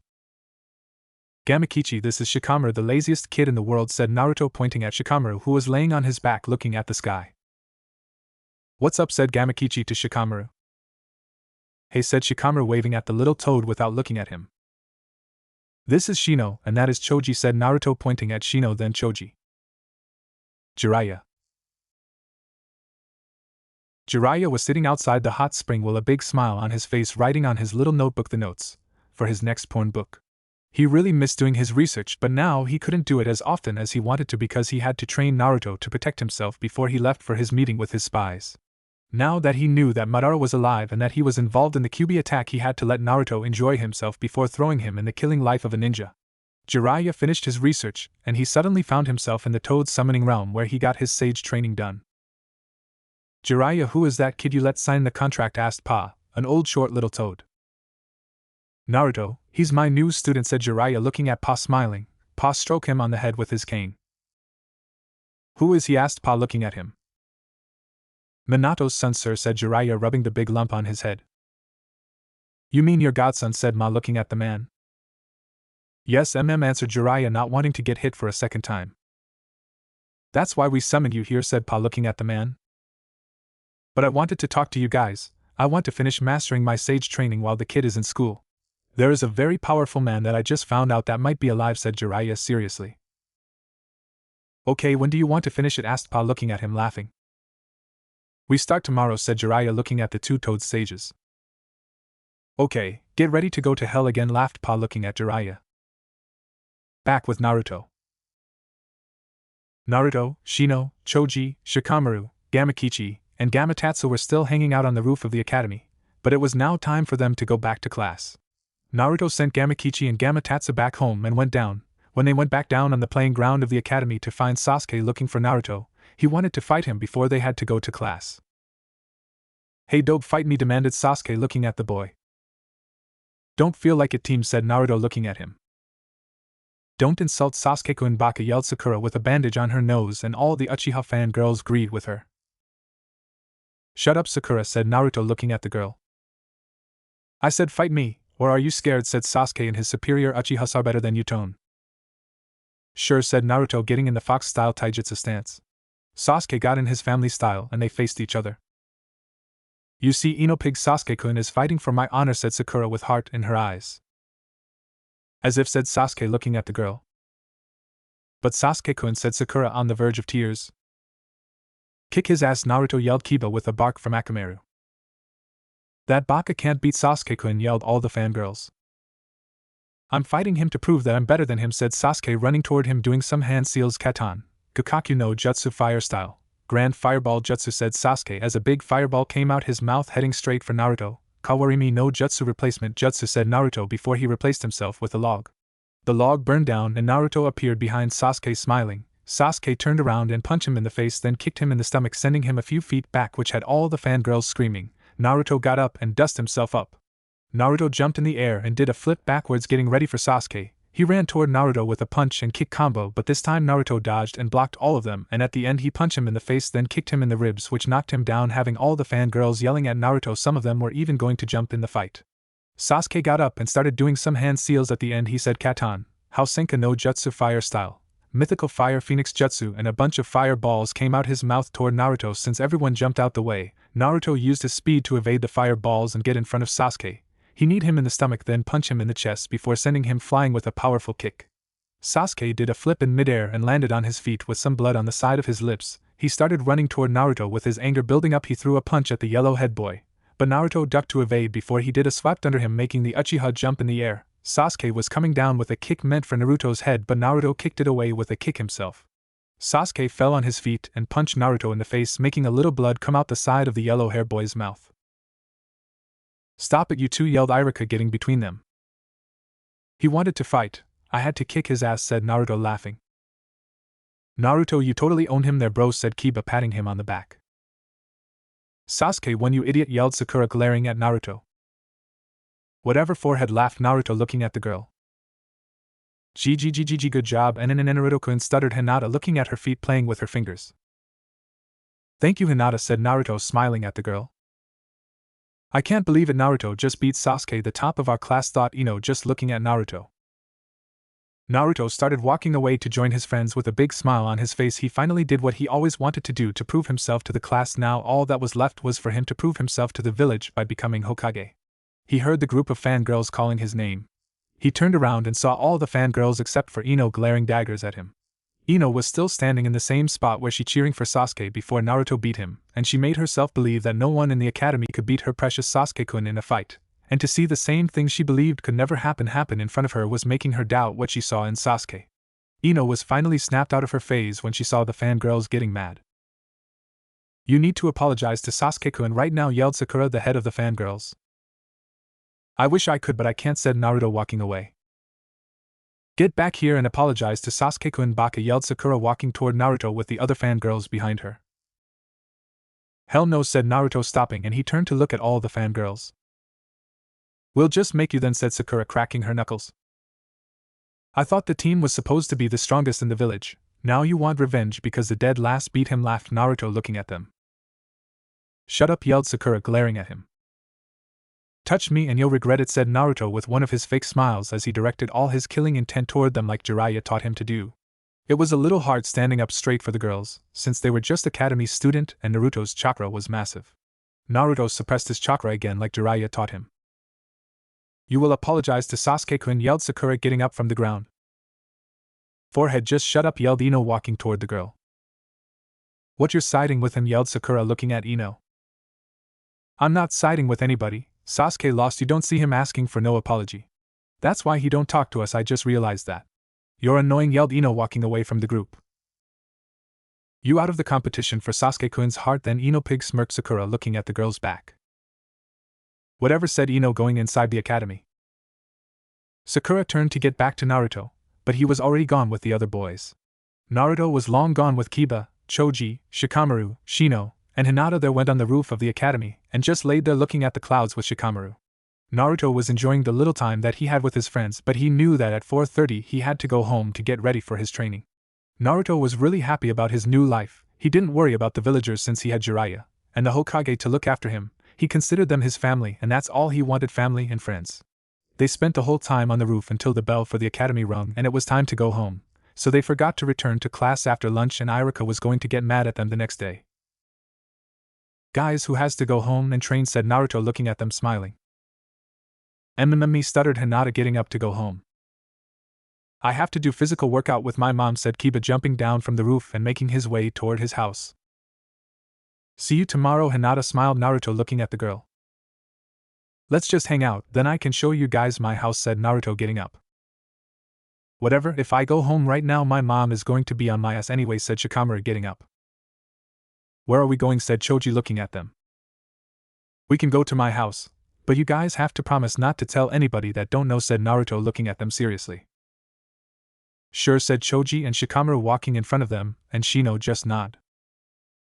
The boys jumped down from the academy's roof and started making their way toward the Hyuga compound. When they made it by the Hyuga compound, Shikamaru spoke up. You said we were going to your house, why are we going toward the Hyuga compound, said Shikamaru, looking at the boy.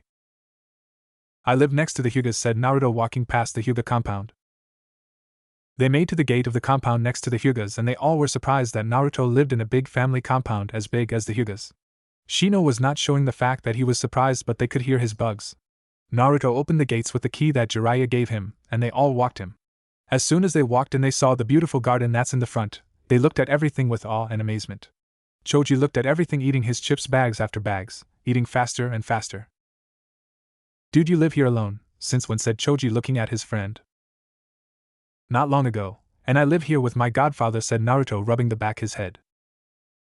Let me show you guys the lake in the back, said Naruto, looking at them. They walked down the street of the compound, which looked like a mini village with stores and houses on either sides of the street. They made it to the back of the compound where the training ground, and there was a lake there with a dock and everything. Naruto jumped on the water and started running on the water, which had all the boys looking at him with their eyes wide open. How did you do that, said Choji, finishing his last bag of potato chips.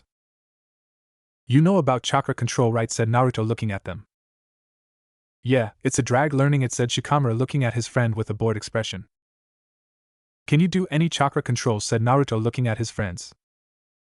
No, my dad didn't start with that yet, said Shino, looking at him. No, said Choji, looking at him.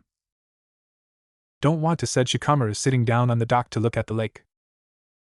If you do that, I will play shogi with you every time I have some free time, smirked Naruto, knowing that the boy liked to play shogi. What do we do, asked Choji, looking at him. Just walk up a tree by flowing some chakra to the bottom of your feet, said Naruto, getting off the water to show them.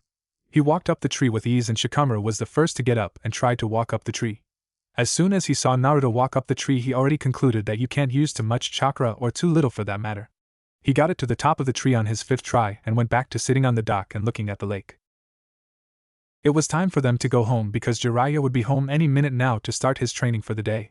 They all got the chakra control exercise with Naruto cheering them on and encouraging them when they started to fail. Let me tell you guys something Gigi-sensei told me. When you run up and down the tree for a long time and do it every day, your chakra will start to grow, said Naruto, rubbing the back of his head. I will do that, said Choji, walking out the gates. Thank you, Naruto-san, said Shino behind Choji. See you tomorrow, Naruto. You're a troublesome blonde, you know that, said Shikamaru with his bored expression. I'll see you guys tomorrow, said Naruto, running back inside after closing the gates. He went inside and got in one other black pants that he started using for training purposes. He went back to the training ground and started stretching and getting ready for his sensei to arrive. Jiraiya appeared in the middle of the training ground in a puff of smokes and saw Naruto stretching. What's up, sensei, said Naruto, looking at his sensei smiling. How was school, said Jiraiya, walking toward the boy. They put in a fight against the same girl that beat me up, said Naruto, laughing. And said Jiraiya, waiting for the end. I won, then I introduced Gamakichi and Gamatatsu to Shikamaru and some of my most trusted friends. We chilled for some time and forgot to go back to class. When I was about to go to class, Sasuke asked me for a fight, and I totally kicked his ass, said Naruto, laughing. You mean the Uchiha, said Jiraiya, smiling at his godson. Yeah, and he knows some fire jutsus too, said Naruto before explaining the whole fight to his sensei. I told you the Academy 3 was useful, said Jiraiya, looking at him. Alright, Gaki, summoning training, said Jiraiya, taking off his top. Alright, said Naruto, jumping up and down. Alright, Naruto, you can use Toad for almost everything like sending messages, chilling out, and there are big combat toads, said Jiraiya, looking at the kid. Are there like small ones or a jutsu to summon a bunch of small frogs, said Naruto, grinning. What do you have in mind, said Jiraiya, also grinning. The girls in school, I need to teach them a lesson, laughed Naruto, looking at his sensei. I like your style, kid, but you have to put enough chakra for hundreds of small toads and summon them, said Jiraiya, laughing. Work on it until you get, then come find me, send me a message with a messenger toad, said Jiraiya, disappearing in a puff of smokes. I know who can help me, said Naruto, biting his thumb to draw some blood. He did the hand seals, then said Kichios no Jutsu summoning jutsu, and summoned 2 small toads, each wearing a blue jacket. Gamakichi and Gamatatsu already liked him, so they were happy that he summoned them again. The candy had nothing to do with it, but it helped. Hey kid, said Kyuubi through the mind link they had. Who the hell said that, asked Naruto, getting in a defensive position. It's me, Kyuubi. I can speak to you through our mind link, said the Demon Lord. Oh, what is it, said Naruto, taking a pause before starting on his new jutsu. Do you know how the Sharingan copy or predicts people's moves, asked the Demon Lord. They do it by reading a person's mind with their Sharingan by looking in the person's eyes. That's why they all know Genjutsu, said the Demon Lord. So they can read people's mind, asked Naruto, a little nervous. Is there any way against it them reading your mind, said Naruto, still practicing his jutsu. Anybody else would fight them without looking in their eyes, but since I can't mess with your DNA by giving you the Sharingan, I'll give a counter to the Sharingan. It won't block your mind so that you're the only one who can access it, it's going to be your eyes, said the Demon Lord. You're not going to change my eyes, are you, said Naruto, getting more nervous. No, I fixed them so anytime an Uchiha tried to read your mind or cast a Genjutsu on you, it won't work. Matter of fact, you won't get caught on any Genjutsu. It don't matter how powerful it is. Your eyes will still remain the same, said the Demon Lord. Talk to you later, I'm going to sleep, said the Demon Lord, leaving the mind link. With Sasuke. Sasuke was in his clan training ground training with his jutsu. He read a scroll on some more fire jutsus, and he was practicing them to beat Naruto the next time they fought. Unknown to him, there was somebody watching him train. The man in the white coat and the Enby mask jumped out in the clearing and stood across from the lonely Uchiha. Sasuke glared at the Umbu member before stopping his practice. What do you want, demanded Sasuke. I was sent here to help you, said the Umbu member, looking at him.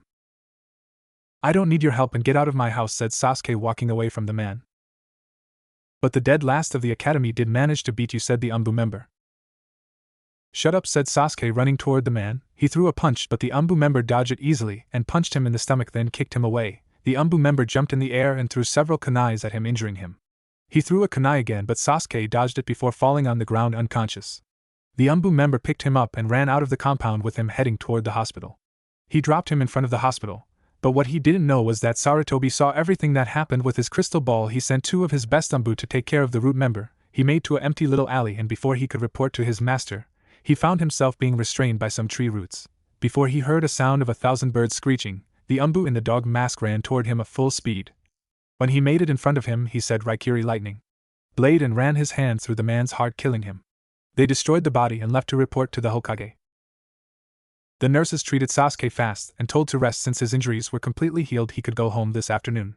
Sasuke felt something in his eyes and asked the nurse for a mirror to see what the problem was. The nurse handed him the mirror smiling. He looked in the mirror and saw his eyes was still the same. He flowed some chakra to his eyes to check if his Sharingan was activated, and he was right, he saw his Sharingan with one tomo in his eye. And he smirked. He would go home and train and beat Naruto the next day because there is no way that the dead last could beat him now that he had the Sharingan.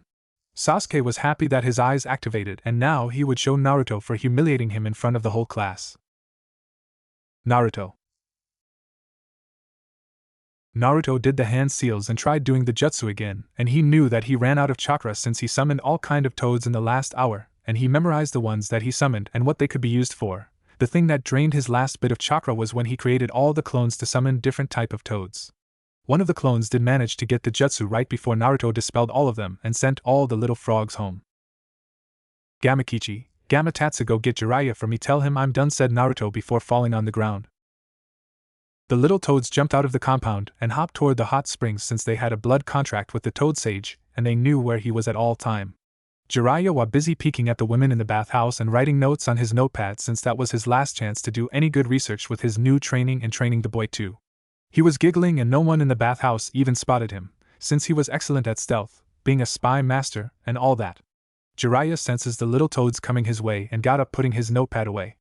Gamakichi and Gamatatsu arrived and saw Jiraiya coming out of bush, and knew what he was doing since his dad told him about his summoner, the Toad Sage.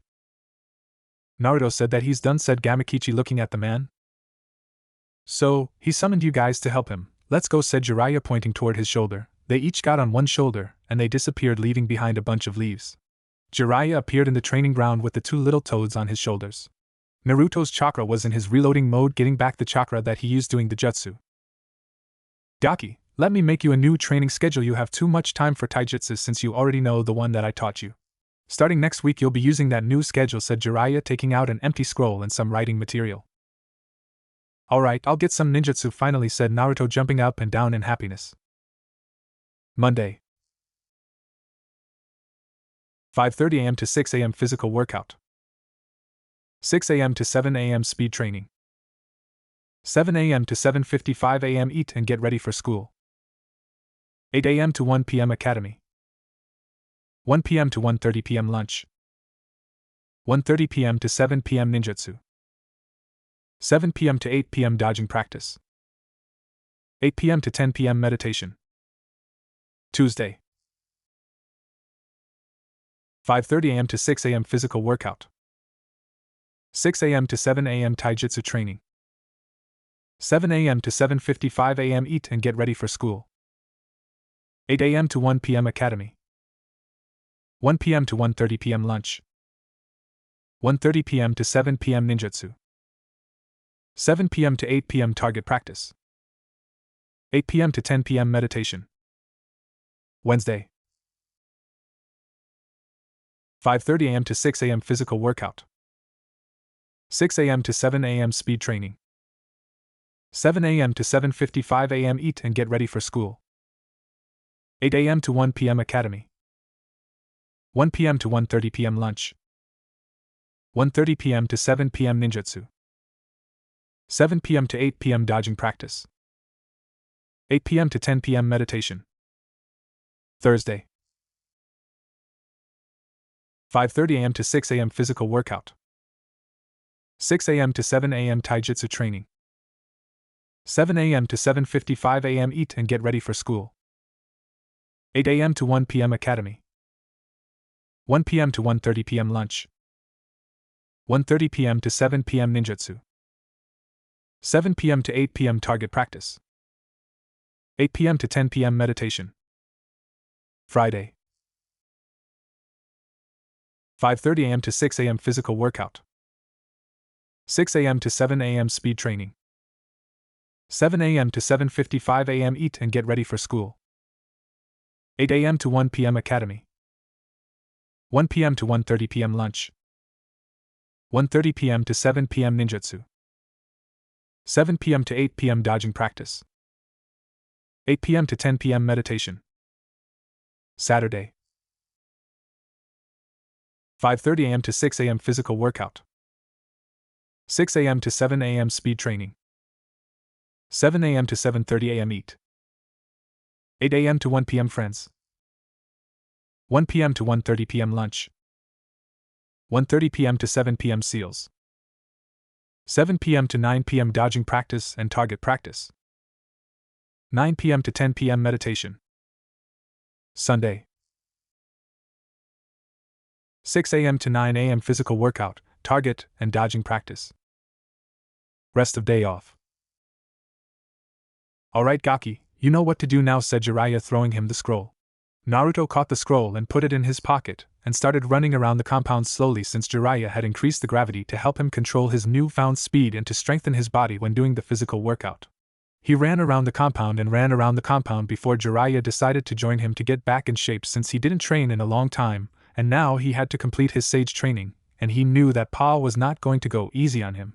They ran around the compound with a gravity seal on his body like the one on Naruto, and he was enjoying running alongside his student, seeing Minato and the boy every time he looked at him. With Sasuke. Sasuke was back home with his wounds healed and he was about to train to get used to his Sharingan, even though he would learn through scrolls only since he was still in the academy, and he didn't have any family in the village. He didn't know anybody in the village with the Sharingan who could help him in the village. Sasuke went inside the Uchiha library and took a scroll on how to wield the Sharingan properly. He sat down and read the scroll and he found out that he had to keep flowing chakra to his eyes for the Sharingan to stay activated, and that if you didn't have enough chakra to activate it, it would not work. Sasuke took out another scroll on Genjutsus, but he couldn't understand it properly. He would just wait until he had another sensei to work on that. Sasuke wanted to be able to use his Sharingan in battle as soon as possible to beat Naruto to a bloody pulp. The scroll Sasuke took out was a scroll on chakra control, and he decided that he would not do that since it wasn't really necessary in battle. He needed some more jutsus to master. And with that he went to master the fire jutsus that he already knew. I will beat you, Dobe, because no one can stand up to the Sharingan, yelled Sasuke out of anger. With Naruto. Naruto, I need to see if your chakra control is ready for the kind of training we're going to do, said Jiraiya looking at the boy. I mastered both the tree climbing and the water walking, said Naruto looking at his sensei. Naruto, there are jutsu that I'm going to teach. Not everyone can perform it because you got to have a contract with the toads to be able to perform it, said Jiraiya looking at him serious. What is it, said Naruto looking at his sensei a little nervous. Let's go to the toad's home to get you some oil, said Jiraiya looking at the boy. Gamakichi, Gamatatsu, please go back and tell Pa to summon myself and Naruto, said Jiraiya looking at the two little toads. Okay, said Gamakichi and Gamatatsu, disappearing in a puff of smokes. A couple of minutes later Jiraiya and Naruto disappeared in a puff of smokes and appeared under the biggest tree that Naruto has ever seen. He was surprised since he has never seen a tree so huge. Naruto was looking around with his mouth wide open, until Gamakichi and Gamatatsu jumped in front of him. Where are we, said Naruto, still looking around. This is where I live, and where the Toad family lives, said Gamakichi looking at the boy. Jiraiya, what is it that you want, said Pa looking at the man in front of him. I just wanted to give him some oil. I'm going to teach the toad oil jutsu, said Jiraiya looking at the old toad in fear, since he didn't want to get hit by the cane that the little toad carried. Jiraiya-sensei, why are you scared of that little toad, said Naruto looking at the toad sage laughing. What he didn't expect was getting hit on the head with the cane that little toad carried and found himself on the ground with a big lump on the head. Brat, you better keep your mouth shut, whispered Jiraiya looking at the boy on the ground. You're right, sensei, whispered Naruto moving behind his sensei. What is your name, kid, said Pa looking at the boy. Uzumaki Naruto, Mr. Toad, sir, said Naruto from behind his sensei. My name is Pa and I am one of the sages of the toads, said Pa looking at the boy. A bunch of big toads appeared behind Pa with an old female toad besides him. Naruto, this is Ma, the other sage of the toads. My son's Gamabunta the boss summoned, said Pa pointing at the big toad with the sword by his waist. Hey, you was in the fight with the fourth Hokage against the Kyuubi. Just wait, when Gamakichi and Gamatatsu gets big we're going to beat you and Gigi sensei. Isn't that right, Kichi? Tatsu, said Naruto looking way up to see the big toad's face. Yeah, yelled Gamakichi looking at his father. Is that right, said Gamabunta laughing. He really is his son, thought Gamabunta looking at the little kid. Believe it, said Naruto looking at the boss toad. This is Gamaken, my other son, said Pa pointing at the toad with two swords on his back making an X shape. What's up, yelled Naruto so that the big toad could hear him. Hello, Naruto, said Gamaken laughing with the other toads. And that is Gamahiko, said Pa pointing at the toad with shield in his hand. Hello, Naruto, said Gamahiko looking at the boy laughing. Naruto talked to the toads, he played around with the smaller ones, and they all started liking him since he was so nice and easygoing. Naruto played around with them while Jiraiya was drinking with the big toads, and they were all laughing and having fun. Naruto, come and drink this, said Jiraiya, handing him a big cup of oil. Would I have to drink all of this? whined Naruto, looking at his sensei. Yes, said Jiraiya, looking at him laughing. Naruto drank down the whole cup of oil with a weird look on his face. After he finished drinking it, he handed the cup back to Jiraiya and he sat on the ground with his hand on his mouth. Jiraiya got up and he looked at Pa, and the old toad knew that it was time for him to return back to the human realm. Jiraiya and Naruto went inside the house and took a shower, getting ready to go to the Hokage's office to visit the old man since they always went to see him. Naruto put his clothes on and was waiting for Jiraiya so that they could head to the Hokage tower. Jiraiya came downstairs with just some pants and a shirt, and he wasn't carrying the big scroll that he had to carry. He wasn't wearing his forehead protector, he was just wearing home clothes. He had on a pair of black pants and a fishnet shirt under a white shirt. Gigi-sensei, Kyuubi made some adjustments to my eyes, said Naruto, looking at his sensei while they were walking down the streets. What do you mean some adjustments? said Jiraiya carefully. I will never fall for genjutsu, and he said that it was the counter to the Sharingan because they will not be able to copy my jutsus or predict my moves, said Naruto, looking at his sensei. That's good with Madara around and everything, said Jiraiya, looking at the boy. Tell him, if he comes to your mindscape I can do the same for him, said Kyuubi, waking up in Naruto's mind. All right, said Naruto, still walking beside his godfather. Sensei. Kyuubi told me that he can the same for you, said Naruto, looking at his sensei, smiling. When we go back to the house, you still have to meditate, you know, said Jiraiya, still walking and looking around at everything. What? said Naruto, looking at his sensei. Yeah, you have to meditate every day, said Jiraiya, laughing at his student. All right, said Naruto, laughing with his sensei. They made it to the Hokage tower, and they went in through the window. The third was glad to see them since he was getting bored out of his mind doing so much paperwork all day. He could swear that the paperwork was teasing him and playing with him, because every time he finished a pile another pile came in.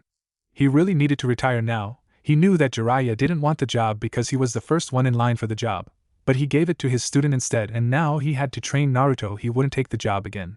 Jiraiya really didn't want to sit around and do paperwork when he could be around the continent doing research and having fun.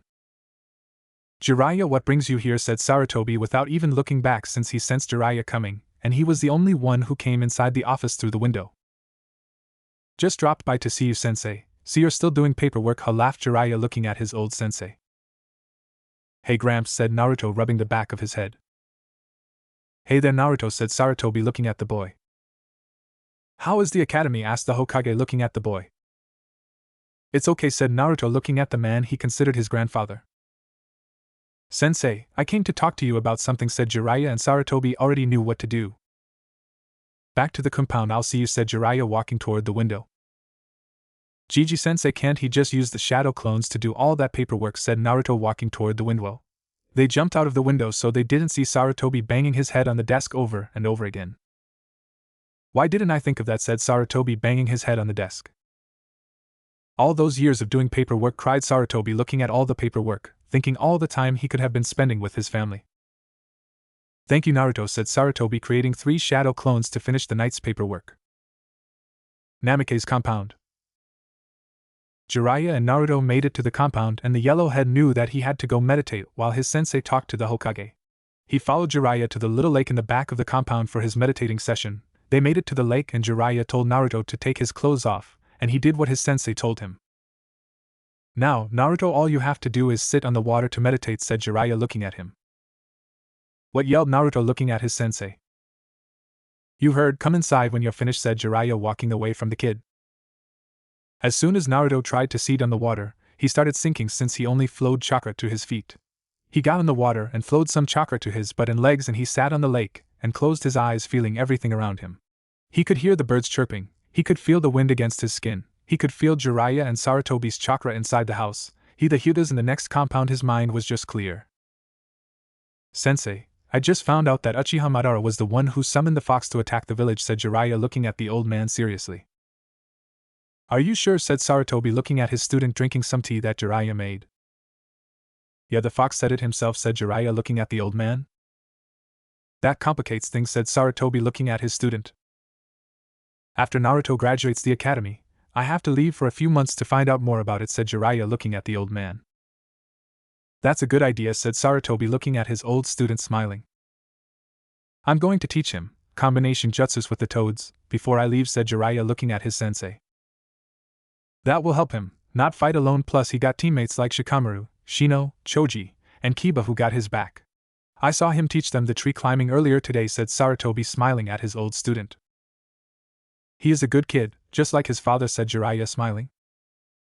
Of course, said Sarutobi, smiling. I think you should leave, because the sooner you leave the sooner you can come back to take over his training.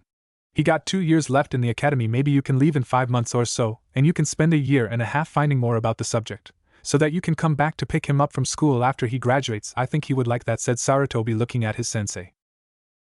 You are right, I want to be around when he graduates, said Jiraiya, looking at his sensei. I'll train him and get my training in while he's in school, said Jiraiya, looking at his sensei.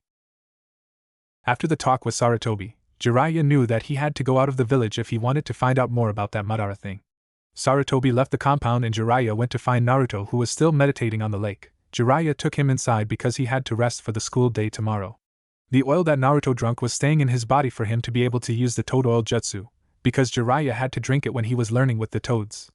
Now the toad sage had to go ahead and finish the sage training because when he transformed his face get distorted and he don't want that to happen.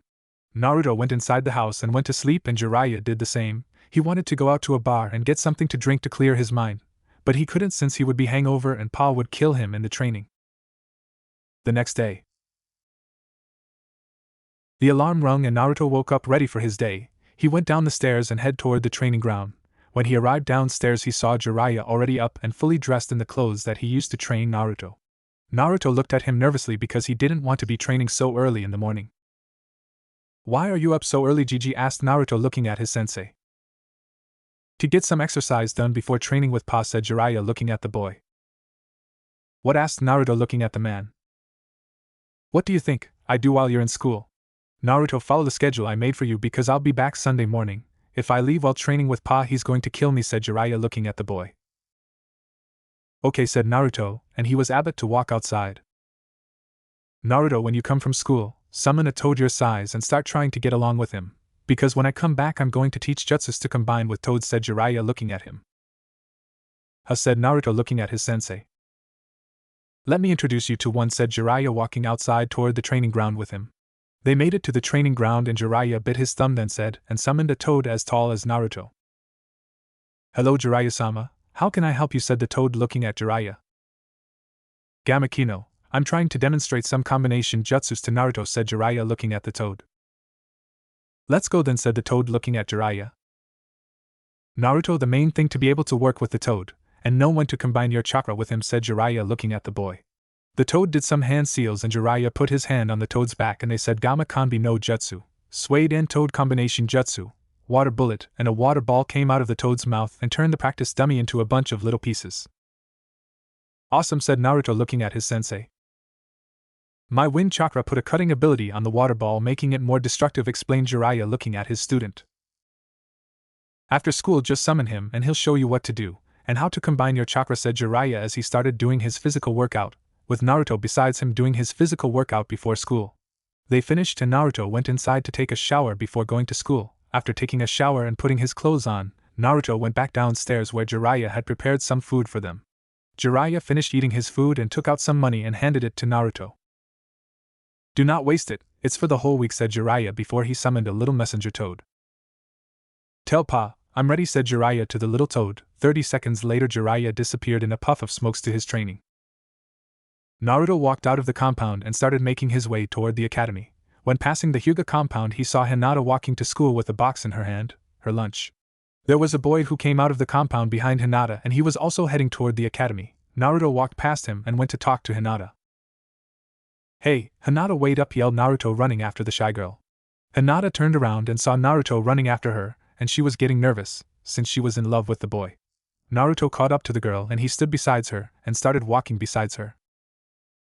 Hey Hinata, what's up, said Naruto, rubbing the back of his head, looking at the girl.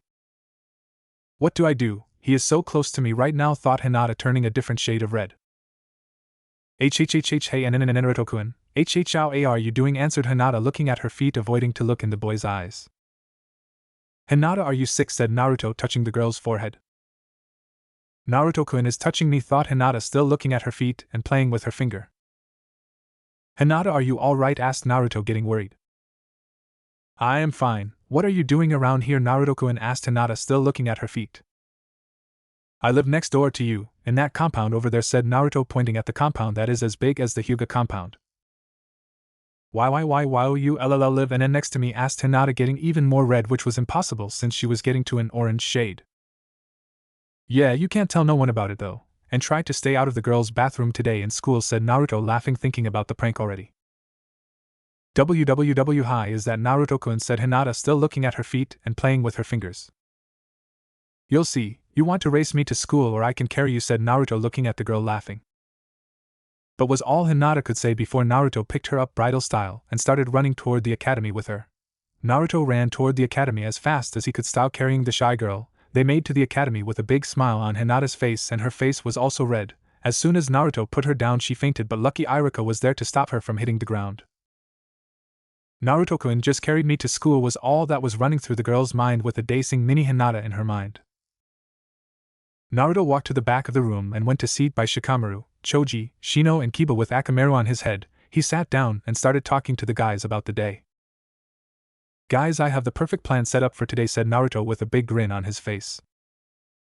For who? Asked Kiba, knowing the look that Naruto had on his face since they pulled pranks with each other before. The girls, you remember yesterday, said Naruto, smirking. Choji, distract Mizuki, just talk to him. Shino, keep the girls from going toward the bathroom. Kiba, keep Iruka-sensei from going out of the room too. And Shikamaru, you're coming with me as my lookout. You got it? Asked Naruto, looking at all of them. Yes, said Shikamaru, looking at the boy. Why are you the leader? Asked Kiba, looking at the boy. Because it was my plan, yelled Naruto, looking at the boy. Okay, when do we start with the plan? Asked Choji, looking at Naruto. After the physical session outside, they'll want to use the bathroom really bad, said Naruto, laughing. Man, I know this is going to be genius, said Kiba, getting a bark from Akamaru. Shino is going to send a bug to warn you when I'm done, said Naruto, looking at Shino. Iruka started the class when everybody arrived. Sasuke was just sitting in his seat, looking nothing in particular, but his eyes was fixed to the front of the room. Iruka was talking about the founders of the village, and surprisingly Naruto was paying a lot of attention when Iruka was talking about them, since he wanted to know as much as he could about Uchiha Madara, who had something against the village. Sasuke didn't show it, but he was really pissed off when Iruka started talking about how the first Hokage defeated Uchiha Madara in their final battle. All the girls were glaring at Naruto because of the incident that happened the day before, and they still held a grudge against the yellow hair boy. Naruto had the foolproof plan running around his head with a big smile on his face. He got up and walked towards Sakura, smiling. Hey there, Sakura-chan, you want to go out with me? Asked Naruto, smiling at the girl. As if Baka, yelled Sakura, punching him in the head. Naruto walked back to his seat a little sad since the girl still didn't like him, but he was still smiling because that was his chance to get back at her. Hinata was looking a little sad too because Naruto never noticed her to ask her out and Sakura was always rejecting him. Iruka finished with the first part of class and now it was time for the physical part of the day. Before they had lunch, they went outside in a straight line and they stood there waiting for their opponent. Shikamaru was sitting down since he was still a little bored from that long story that Iruka was telling in the class. First match, Nara Shikamaru vs Sakura Harino, said Mizuki, looking at them. Easy, smirked Sakura, walking toward Shikamaru. You guys ready? Asked Mizuki, looking at them. Yes, said Sakura. Do I have to? Asked Shikamaru, looking at his teacher. Yes, said Mizuki, looking back at the boy. Go, said Mizuki, jumping back. Sakura ran toward Shikamaru with the same punch that she used against Naruto twice, and Shikamaru just moved to the side and evaded the punch. He did some hand seals, then said Kageme no Jutsu Shadow Possession Jutsu, and caught her with the Shadow Possession Jutsu. He used the shadow to get her close to the wall while he was still in the middle of the training ground. He started punching the air while Sakura was messing her hands up, punching the wall very hard. Shikamaru head-butted the air and Sakura did the same and head-butt the wall, and had her big forehead bleeding. Shikamaru then made her walk towards Sasuke with a smile on her face. What the hell are you doing? Shikamaru yelled, Sakura struggling under the jutsu. Fighting, said Shikamaru, smiling. Shikamaru put Sakura in the perfect position and moved his right foot back. Sasuke was looking at the boy with his Uchiha the best look. The lazy boy kicked the air while Sakura's foot ended up right on the Uchiha's groin. Sasuke fell on the ground holding his nuts while all the fangirls were worried and panicking over their precious Sasuke-kun. The lazy boy then made Sakura walk toward the wall, hitting her head on the wall, knocking herself out. If Sasuke cannot have kids with me, I will kill you, Shikamaru yelled one of the fangirls. I did not do anything, it was Sakura, said Shikamaru, laughing with everyone. Winner Nara, Shikamaru, said Iruka, looking at the boy. Shikamaru, you're a genius, yelled Naruto, running toward the boy. Funny as fuck, bro, yelled Kiba, laughing on the ground. Even Shino was laughing at the thing. All the fangirls started walking toward Shikamaru, cracking their knuckles. They boys made a circle around Naruto and Shikamaru.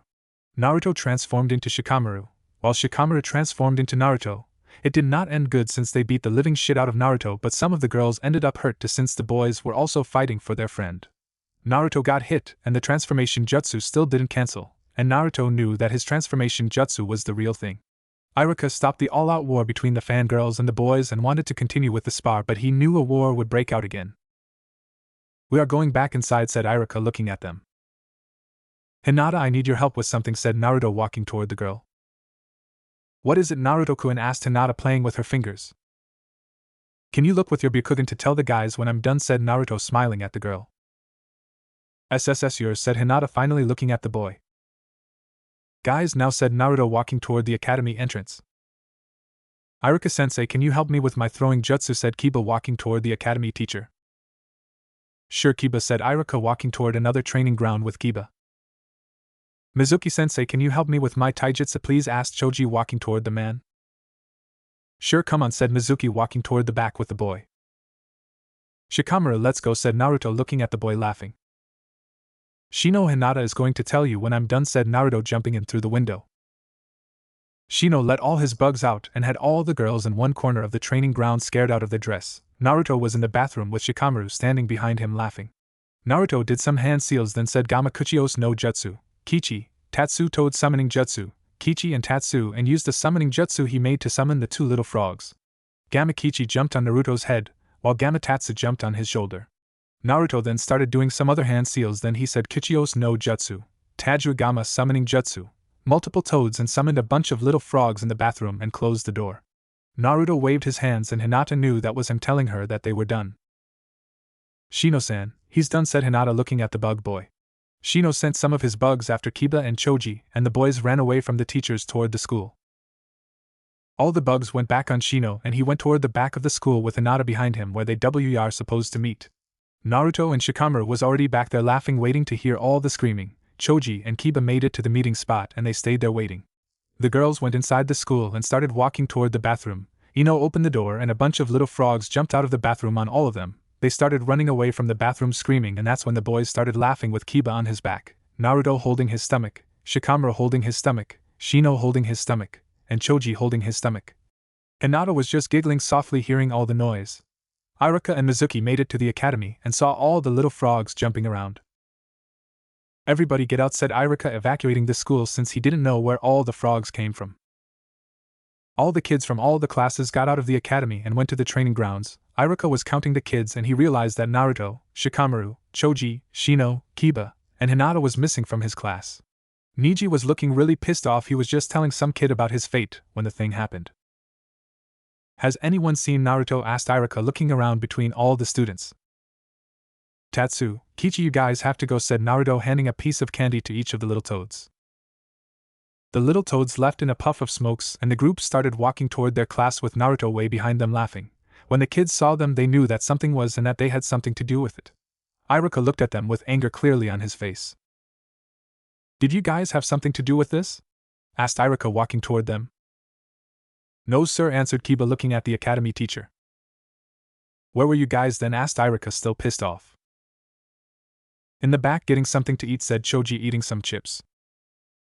Umbus were already on the scene checking things out and investigating where all the little frogs came from since the school is in the middle of the village. All the little frogs disappeared, leaving the whole academy buried in white smokes and all the Umbus surprised out of their minds. The Umbus came outside and told Iruka that it was safe for the kids to go back inside and they went to report to the Hokage that it was not an attack. Naruto then started making his way toward class with the other boys behind him laughing, and the girls were pissed off since they didn't want to go to the bathroom after what happened with Jiraiya. Jiraiya was currently working on gathering the natural chakra since he knew all the other stuff already, but he still had to go over everything. He gathered the natural chakra and his features were still distorted, so Pa whacked him over the head with his cane. Jiraiya stopped, and he started gathering the chakra again, and he got the hold of it. His eyes changed, the mark under his eye changed, and he grew a little beard, but his face stayed normal. Jiraiya was happy that it took less time than expected to complete it, and he knew that that was all that he could do since he mastered all of the sage techniques already. He still had to go over everything like a review and if possible make them better. Now for the taijutsu, said Pa, holding his cane up. He swung the cane after Jiraiya, and the man just jumped in the air and dodged it like a toad. They were all over the big forest, each punch creating a big crater. Jiraiya was good in the sage arts, but he knew that he had to sharpen his skills since he hadn't found an opponent powerful enough that he had to use the Sannin mode. He jumped in the air and sent a kick toward the old sage, but the old toad blocked it with his cane, creating another crater on the ground. After school with Naruto. The bell of the academy rung and Naruto started making his way out of the academy with Hinata closely behind him since they were going in the same direction. Naruto walked home excited while Hinata was still quiet, being in the presence of her longtime crush. Naruto walked down the streets with a big smile with two things in his mind, the prank and his ninjutsu training. Hey Hinata, how did you like the prank? Asked Naruto, laughing, looking straight at the girl with his hands behind his head. It was really funny, Naruto-kun, said the girl, blushing, trying not to look in his eyes. Yes, said Naruto, laughing and getting a soft giggle from the Hyuga heiress. I'll see you tomorrow, and that jacket is not doing you any favors, you need to wear something lighter, said Naruto, looking at her, smiling. What is he trying to say? Said Hinata to herself. Naruto ran inside his house and went upstairs to get ready for his training with the toad like Jiraiya told him. Naruto did a single hand seal and said Kage Bunshin no Jutsu Shadow Clone Jutsu, and he created 2 clones to go in the market district and get him something to eat and something for Gamakichi and Gamatatsu. Naruto went upstairs and took off all of his clothes, and he put on another set of black pants he used for training purposes. Naruto went downstairs and got ready for his training with the toads, but what he didn't know was that someone was trying to spy on him, but she was finding it impossible since there was a seal placed on the walls around the compound that negated the Byakugan's abilities. Hinata was trying so hard to spy on the boy since she found out that he lived next to her, but she was a little pissed off that she couldn't see him train. Naruto did some hand seals, then said Kuchios no Jutsu summoning jutsu and summoned the toad that Jiraiya introduced him to before he left. He did another set of hand seals, then said Gama Kuchios no Jutsu, Kichi, Tatsu toad summoning jutsu, Kichi and Tatsu, and summoned his 2 favorited little toads. Naruto stood up and looked around the training ground and saw the 3 toads looking at him. Okay Naruto-san, let's start, said Gamakino, looking at the young kid. Hey Naruto, what's up, said Gamakichi, looking at the yellow-head boy, laughing. Hey Kichi, Tatsu, my clones will be bringing you guys some snacks, said Naruto, looking at his 2 little toad friends. Let us start now Naruto-san, said Gamakino, looking at the young boy, smiling. What do I do? Asked Naruto, looking at the toad. Naruto started mimicking the toad everything that he did, even though after he did them, they got some moves at the same time, meaning that the boy was reading him and they could mimic each other. Naruto spent the rest of the day doing the same things with the toad over and over until the toad went home saying that they would start again tomorrow, and then he would move on and wait for Jiraiya to start his training. After the toads left, Naruto was about to go inside and take a shower, then change his clothes before he heard a knock on the door. He went by the door and looked through a little hole to see who it was and saw Hinata standing in front of his gates, poking her fingers together. Naruto opened the gates and stood in front of her with his shirt off and his hands behind his back, smiling. Hinata looked at his body and her face suddenly turned really red, so she started poking her fingers together even faster. Hey Hinata, can I help you? Asked Naruto, looking at the girl, smiling. Aye, said Hinata, looking for the words to say. Are you okay? Do you have a fever or something? Said Naruto, getting worried at the way the girl was looking. No, said Hinata quickly. Come in, said Naruto, pulling her in the compound and closing the gates. Naruto didn't eat his ramen yet, so he took her inside the eating area of the compound and they sat down with Hinata trying to sit as far from him as possible. Do you want some ramen? Asked Naruto, taking out 2 bowls of ramen. No, said Hinata, blushing. Come on, have some, said Naruto, moving closer to her. He took his chopstick and he put some food in her mouth. She ate it with her face getting more red and trying not to faint at the moment. Naruto-kun is feeding me, thought Hinata, trying not to look in his eyes. What did you want? Asked Naruto, looking at the girl. Do it, Hinata, thought Hinata, getting redder and redder.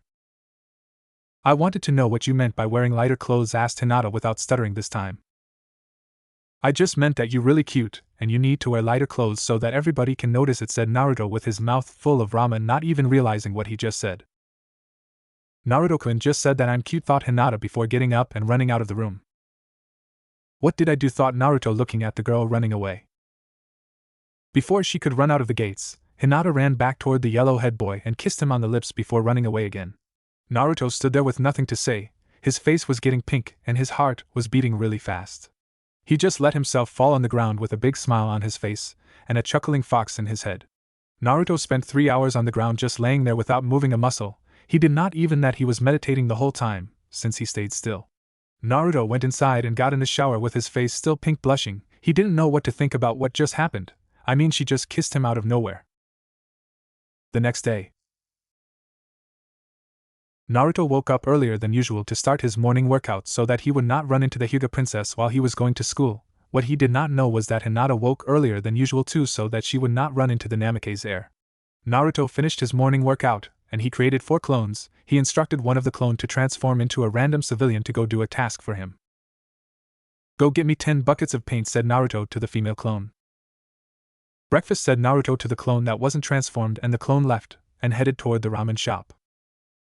Please practice the taijutsu style, said Naruto to the last clone.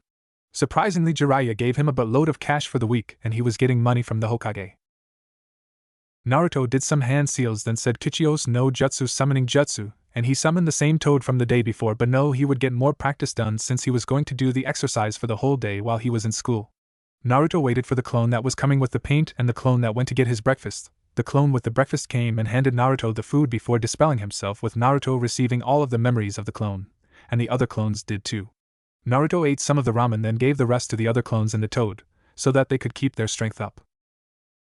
The clone with the paint came back and dispelled herself after handing Naruto the paint that he sent her to buy. She gave him 3 buckets of paint. Naruto said Kage Bunshin no Jutsu Shadow Clone Jutsu, and he created a clone, while he walked out of the compound with the buckets of paint heading toward the Hokage monuments, while the clone headed toward the academy. Naruto did not run into Hinata since she was already at the academy. He transformed himself into the ninja that he saw Jiraiya kill the night he came to the village, and he started painting the monuments. He put a big Irish mustache on the second Hokage, some big sideburns on the first. He put a pipe in the third's mouth with some glasses around the old man's eyes, and he put 2 red slash down the fourth's eyes just like Jiraiya. Naruto ran away from the monuments as fast as he could, and went back to the compound to clean himself up before people saw his art. He got to the compound and saw the 2 clones doing what he told them to do with the toad. He went to a bathroom and washed his hands, and he started heading back to the academy. He did not know that Sarutobi saw everything that he did for the day, and was ready to get him for. Naruto got to the academy and dispelled the clone before anybody could see and switch places with him. He sat down and was paying attention with a big smile on his face.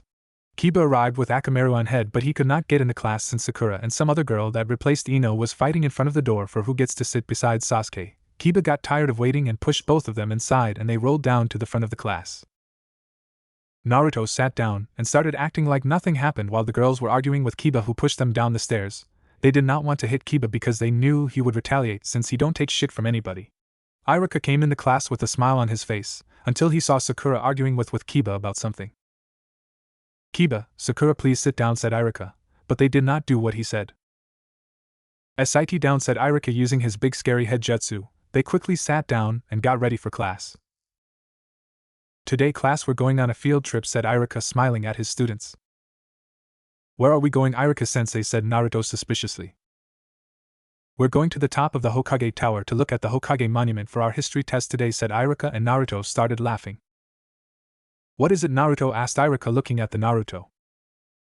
Nothing, sensei, said Naruto, composing himself. He sent a quick glance toward Hinta and started blushing like the girl was blushing also. He realized that she changed her clothes. She was now wear a white shirt, under a light jacket with the same pants. The jacket was light enough to show all of her curves and assets. Hinata saw him looking at her and started blushing, and they both quickly turned around, not without Shikamaru noticing it. What happened with Hinata, whispered Shikamaru in his friend's ear. Nothing, said Naruto, getting on the defensive. Whatever, said Shikamaru, getting back to his bored mode. Shikamaru, did you finish the tree climbing exercise, asked Naruto, looking at his friend. Yeah, I did what you told me, and it was such a drag since my shadow can last longer and go farther now, said Shikamaru, looking at the yellow-head boy. Class, let us head out in a straight line, said Iruka, looking at them. He was in front of the line with Sasuke right behind him, Sakura behind Sasuke, and all the fangirls behind each other. Then there was Ino, Hinata, Naruto behind the shy princess, Shino behind the yellow-head boy, Kiba behind Shino, Choji was eating on some chips behind Kiba, and Shikamaru was behind his big friend, with a group of unknown boys behind them and Mizuki at the end of the line. They walked from the academy to the Hokage Tower, which was not far from one another, and Sakura was annoying enough to make Sasuke yell at her in the middle of the streets. "I see you changed your jacket, Hinata," said Naruto, looking at the girl's back since he was behind her. Why, yes, stuttered Hinata, looking in front of her, not wanting to make any eye contact with the boy. "I'm glad you look cuter with it," said Naruto, smiling at the girl.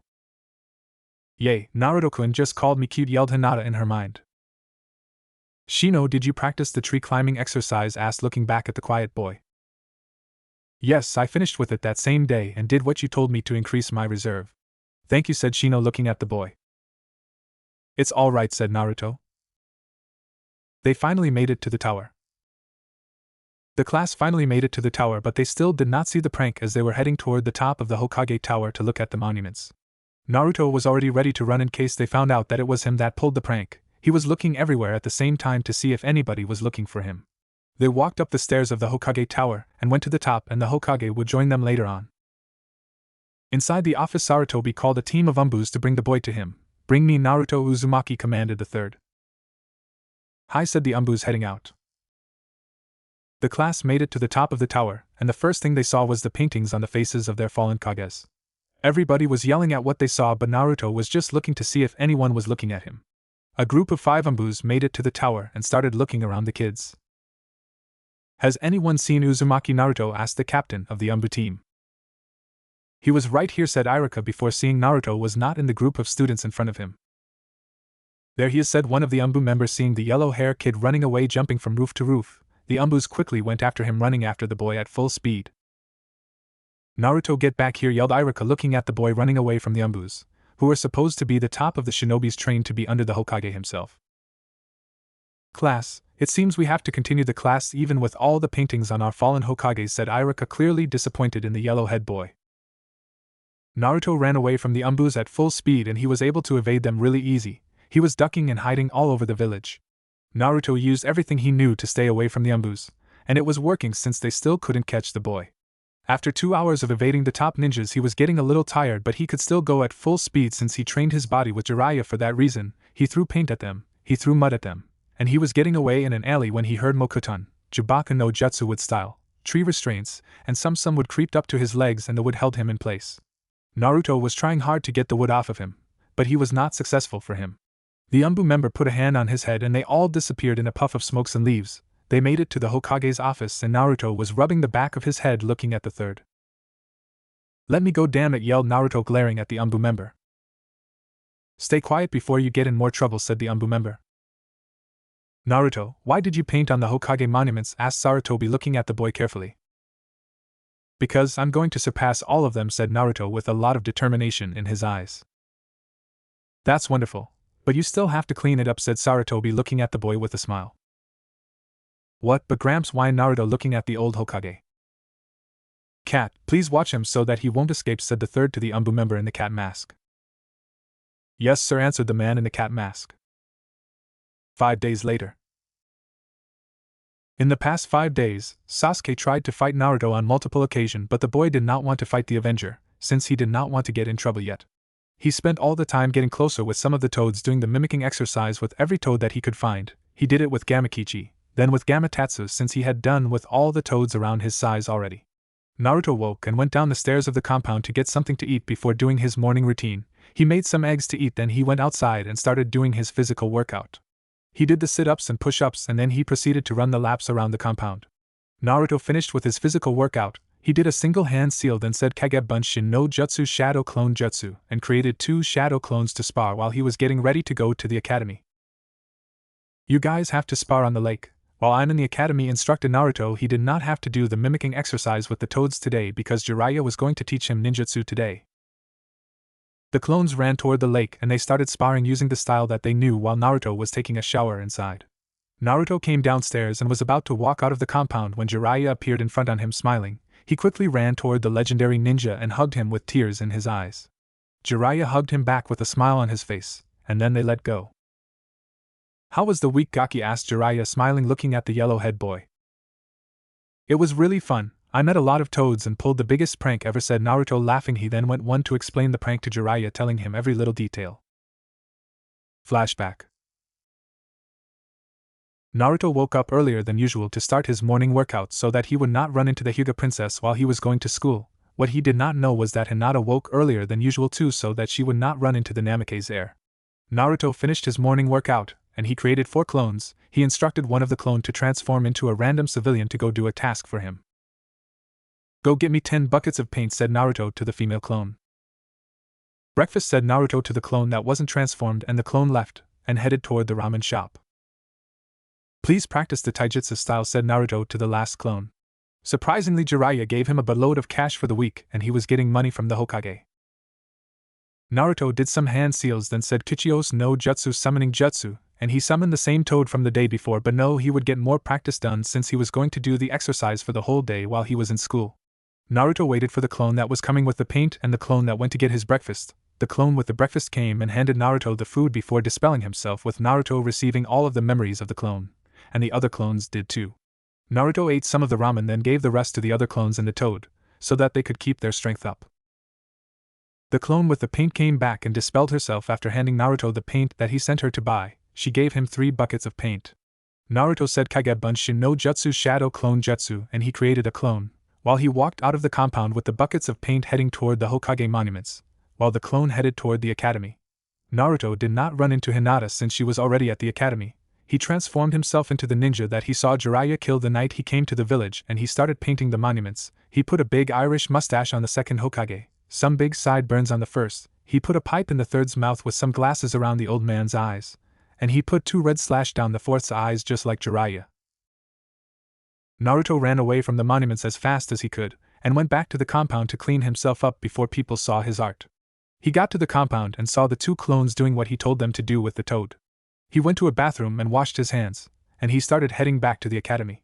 He did not know that Sarutobi saw everything that he did for the day, and was ready to get him for. Naruto got to the academy and dispelled the clone before anybody could see and switch places with him. He sat down and was paying attention with a big smile on his face. Kiba arrived with Akamaru on head, but he could not get into class since Sakura and some other girl that replaced Ino was fighting in front of the door for who gets to sit beside Sasuke. Kiba got tired of waiting and pushed both of them inside, and they rolled down to the front of the class. Flashback end. You are one hell of a kid, you just like your mom was when she was young, said Jiraiya, laughing. You can at least tell me about my mom, right, said Naruto, looking at his sensei. Alright, send a shadow clone to the academy. We are training for the whole day, said Jiraiya with a sadistic grin on his face. Why do you have that look on your face, asked Naruto, taking a few steps back from the legendary Toad Sage of the 3 Sanins. Just do it, laughed Jiraiya, looking at the boy. Naruto did a single hand seal and said Kage Bunshin no Jutsu Shadow Clone Jutsu, performing his favorite jutsu, creating a single clone with enough chakra to last the whole day, and the clone would not dispel after just 1 hit. The clone quickly ran out of the compound heading toward the academy, while Naruto still had that scared look on his face looking at Jiraiya, his godfather. Alright, get in your training clothes, said Jiraiya, going inside to get in his training clothes, as did Naruto. Jiraiya and Naruto came back outside to the training ground in just pants, with no shirt on. Jiraiya stood across from the boy with a smile on his face. Alright, let me explain the jutsu to you first, said Jiraiya, looking at the boy. The Toad Oil Jutsu is mainly a diversion jutsu, but when you are in a team it can turn into a great combination half. Your teammate can use a fire jutsu and you use the Toad Oil, and when they combine the fire will be 5 times stronger with the Toad Oil. I can also use combination jutsu with the Toad Boss. He would spit out the oil and I would create the fire, making a big and dangerous fireball, said Jiraiya, looking at the boy. Awesome was all that Naruto wanted to say. Alright, let me show you how to do it, said Jiraiya, looking at the boy. He did some hand seals very slowly, then he said Gamma Ninpu, Gamayuden Toad Ninja Art, Toad Oil Jutsu, and his cheeks puffed up before he spat out some oil which hit the training dummy bullseye on the head. Jiraiya finished the jutsu and he walked back to stand beside the yellow-head boy. Cool, yelled Naruto, jumping up and down in place. Let's show you the hand seals, said Jiraiya, showing the boy every single hand seals one by one. Naruto did the hand seals for the jutsu very slowly, then he said Gamma Ninpu, Gamayuden Toad Ninja Art, Toad Oil Jutsu, and nothing happened. He looked back at Jiraiya with a serious look on his face. Gaki, concentrate the chakra in your stomach to gather the oil, Then move it up to your mouth before spitting it out, explained Jiraiya looking at the boy. Okay, said Naruto looking at his teacher with a lot of determination in his eyes. Naruto concentrated some chakra in his stomach and he started gathering the oil. He went through the same hand seal, then said Gamma Ninpu, Gamma Yuden Toad Ninja Art. Toad Oil Jutsu, moving the oil to his mouth using his chakra, and a little oil came out of his mouth which he could only spit 3 feet away from his position. Now you know what to do, just use more chakra to more oil and move it up to your mouth quicker, said Jiraiya looking at the boy smiling. In the academy, the clone sat in his seat just joking around with the boys and following everything that was going on in the class. Iruka was making the class extra boring today. He wanted to leave, but he was afraid that they could find out that he is just a clone, so he just stayed there joking with the boys. Sasuke was across from him glaring at him, but he did not even bother to glance at the Uchiha Avenger. There were some more students looking at him. Sakura was looking at him just glaring at the yellow boy, while Hinata was just throwing quick glances to him every few minutes. He finally decided to let the boring class get the better of himself, and he fell asleep. Naruto, Shikamaku, wake up, yelled Iruka using his big scary head jutsu, which startled the boys, waking them up instantly. We up, said Naruto looking at his teacher. Naruto, I want you to name all of the Hokages and what they were known for, said Iruka looking at the boy. Let me, Iruka-sensei, he will never get this right, said Sakura laughing with her hands up. Put your hand down, Sakura, said Iruka looking at the girl. Naruto, I'm waiting, said Iruka looking at the boy. First Hokage, named Senju Hashirama, he was one of the founders of this village along with Uchiha Madara. It is said that he created this village using his Mokuton-style jutsu. He later fought and defeated Uchiha Madara to get the title of Hokage. Second Hokage, named Senju Tobirama, he was the brother of the first Hokage. He was known for being able to create a vast amount of water with no water source around. He was a master of water-style ninjutsus. The third Hokage, named Gramps or Gigi. No, that's not it, said Naruto Kami looking at his sensei. Hey Kyusen, what's Gramps' name? Asked Naruto to the great demon. Sarutobi Hiruzen, said Kyuubi laughing at the boy. Thanks, said Naruto to the fox. Hurry up, and why do you call the third Gramps? Asked Sakura glaring at the boy. Shut the hell up, Sakura, yelled Kiba from behind Naruto. The third Hokage, named Sarutobi Hiruzen, known as the god of shinobi for his knowledge of ninjutsu, he was trained by the first and second Hokages. He trained the 3 legendary ninjas known as the Sanins. Jiraiya was one of them, and that's all I can remember. He's been in office longer than all of the other Hokages combined. The fourth Hokage, name I don't really know, he was the strongest and youngest of all the other Hokages. He was trained by the legendary Sannin Jiraiya. He was known all around the world as the Yellow Flash of Konoha for his teleportation ninjutsu. He died fighting against the strongest of all, the tailed demon, sealing the demon inside a baby, giving his own life, said Naruto calmly looking at the academy teacher. Everyone looked at him shocked. Naruto was supposed to be an idiot, and he knows all that information about the village. That's correct, said Iruka smiling at the boy. He cheated, yelled Sakura pointing at the boy. From what? Asked Naruto glaring at the girl. Sakura just looked at everyone in the class with nothing to say. Think before you fucking talk, forehead, said Kiba laughing from behind Naruto. Naruto, if you knew all this, why did you vandalize the monuments? Asked Iruka looking at the boy. Because I'm going to surpass all of them, said Naruto smiling. Namikaze's compound. Good, said Jiraiya looking at the boy smiling. For the next 2 days you will work on controlling the jutsu and its accuracy, said Jiraiya looking at the boy. Can I do it with the clones? Asked Naruto looking at his sensei. Yes, this is how we're going to do it now. Every time you can perform a jutsu with full power, you can use the clones to completely master the jutsu, said Jiraiya looking at the boy.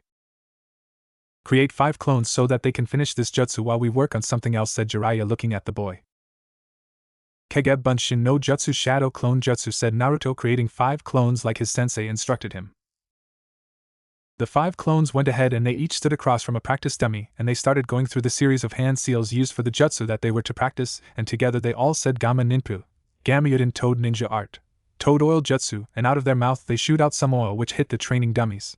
They continued doing the same thing over and over, each time adding more power to the jutsu. Now do it against each other. Try to hit each other running slowly and increase the speed over time, said Jiraiya to the clones, and they started to run slowly like academy kids doing the hand seals to the jutsu. Okay Naruto, summon the toad that you want to use the combination jutsu with, said Jiraiya looking at the boy. Naruto bit his thumb and went through the series of hand seals for the summoning jutsu slowly. He put the blood on his palm, then said, summoning a toad almost as big as himself. the same one that he trained with for the first time. You can go back, Gamakino. He's not ready for the jutsu, said Jiraiya looking at the yellow-head boy. What do you mean, yelled Naruto looking at the man. He will summon you later, Gamakino, said Jiraiya looking at the toad. The toad went back to empty Mayaboku and Jiraiya turned to look at his student. You perform hand seals too slow, said Jiraiya looking at the boy. But Naruto tried to plead to his sensei. Don't say anything, said Jiraiya with a serious look on his face. Start going over all the hand seals one by one, until you can perform them very quick under any kind of pressure, said Jiraiya looking at the boy. Naruto started going over all the hand seals that he learned from the academy, and the ones that Jiraiya just showed him very slowly since he just learned them. His clones were still working on the toad oil jutsu and they were performing the seals for the jutsu faster and faster, and they ran out of chakra and they all dispelled, sending back the experience to Naruto and the clone at the academy. He could hit a fast-moving target with the toad oil 3 out of 5 times. The clones came up with a move where they spit out the oil on the ground, slowing down the others since they had not catch themselves when they started slipping on the oil. Naruto was still going over the hand seals like Jiraiya told, and now they had to go get something to eat. We're taking a break, going to get something to eat, said Jiraiya looking at the boy. Ramen, yelled Naruto running toward the entrance to the compound at full speed. Slow down, boy, said Jiraiya running after the boy. Ichiraku ramen. Naruto and Jiraiya walked inside the little stand and they each took a seat on a stool waiting for someone to take their order. There was no business since school wasn't out yet, so the old man was in the back of the ramen stand just sitting there. Naruto was getting really impatient since he did not see the old man or Ayam yet. Hey, old man, screamed Naruto from his seat. Naruto, is that you? Shouted the old man from the back of the ramen stand. Yes, said Naruto when he saw the old man in his sight. Oh, you are here with your sensei again, said Teuchi looking at the legendary Toad Sage. Hello, Jiraiya-sama, said Teuchi greeting the old man. Hey, said Jiraiya putting the peace sign up. They ordered their food and ate, and they went back to the compound to continue Naruto's training, which was going along very great since Naruto was a really fast learner once you performed the thing in front of him as a demonstration. Namikaze's compound.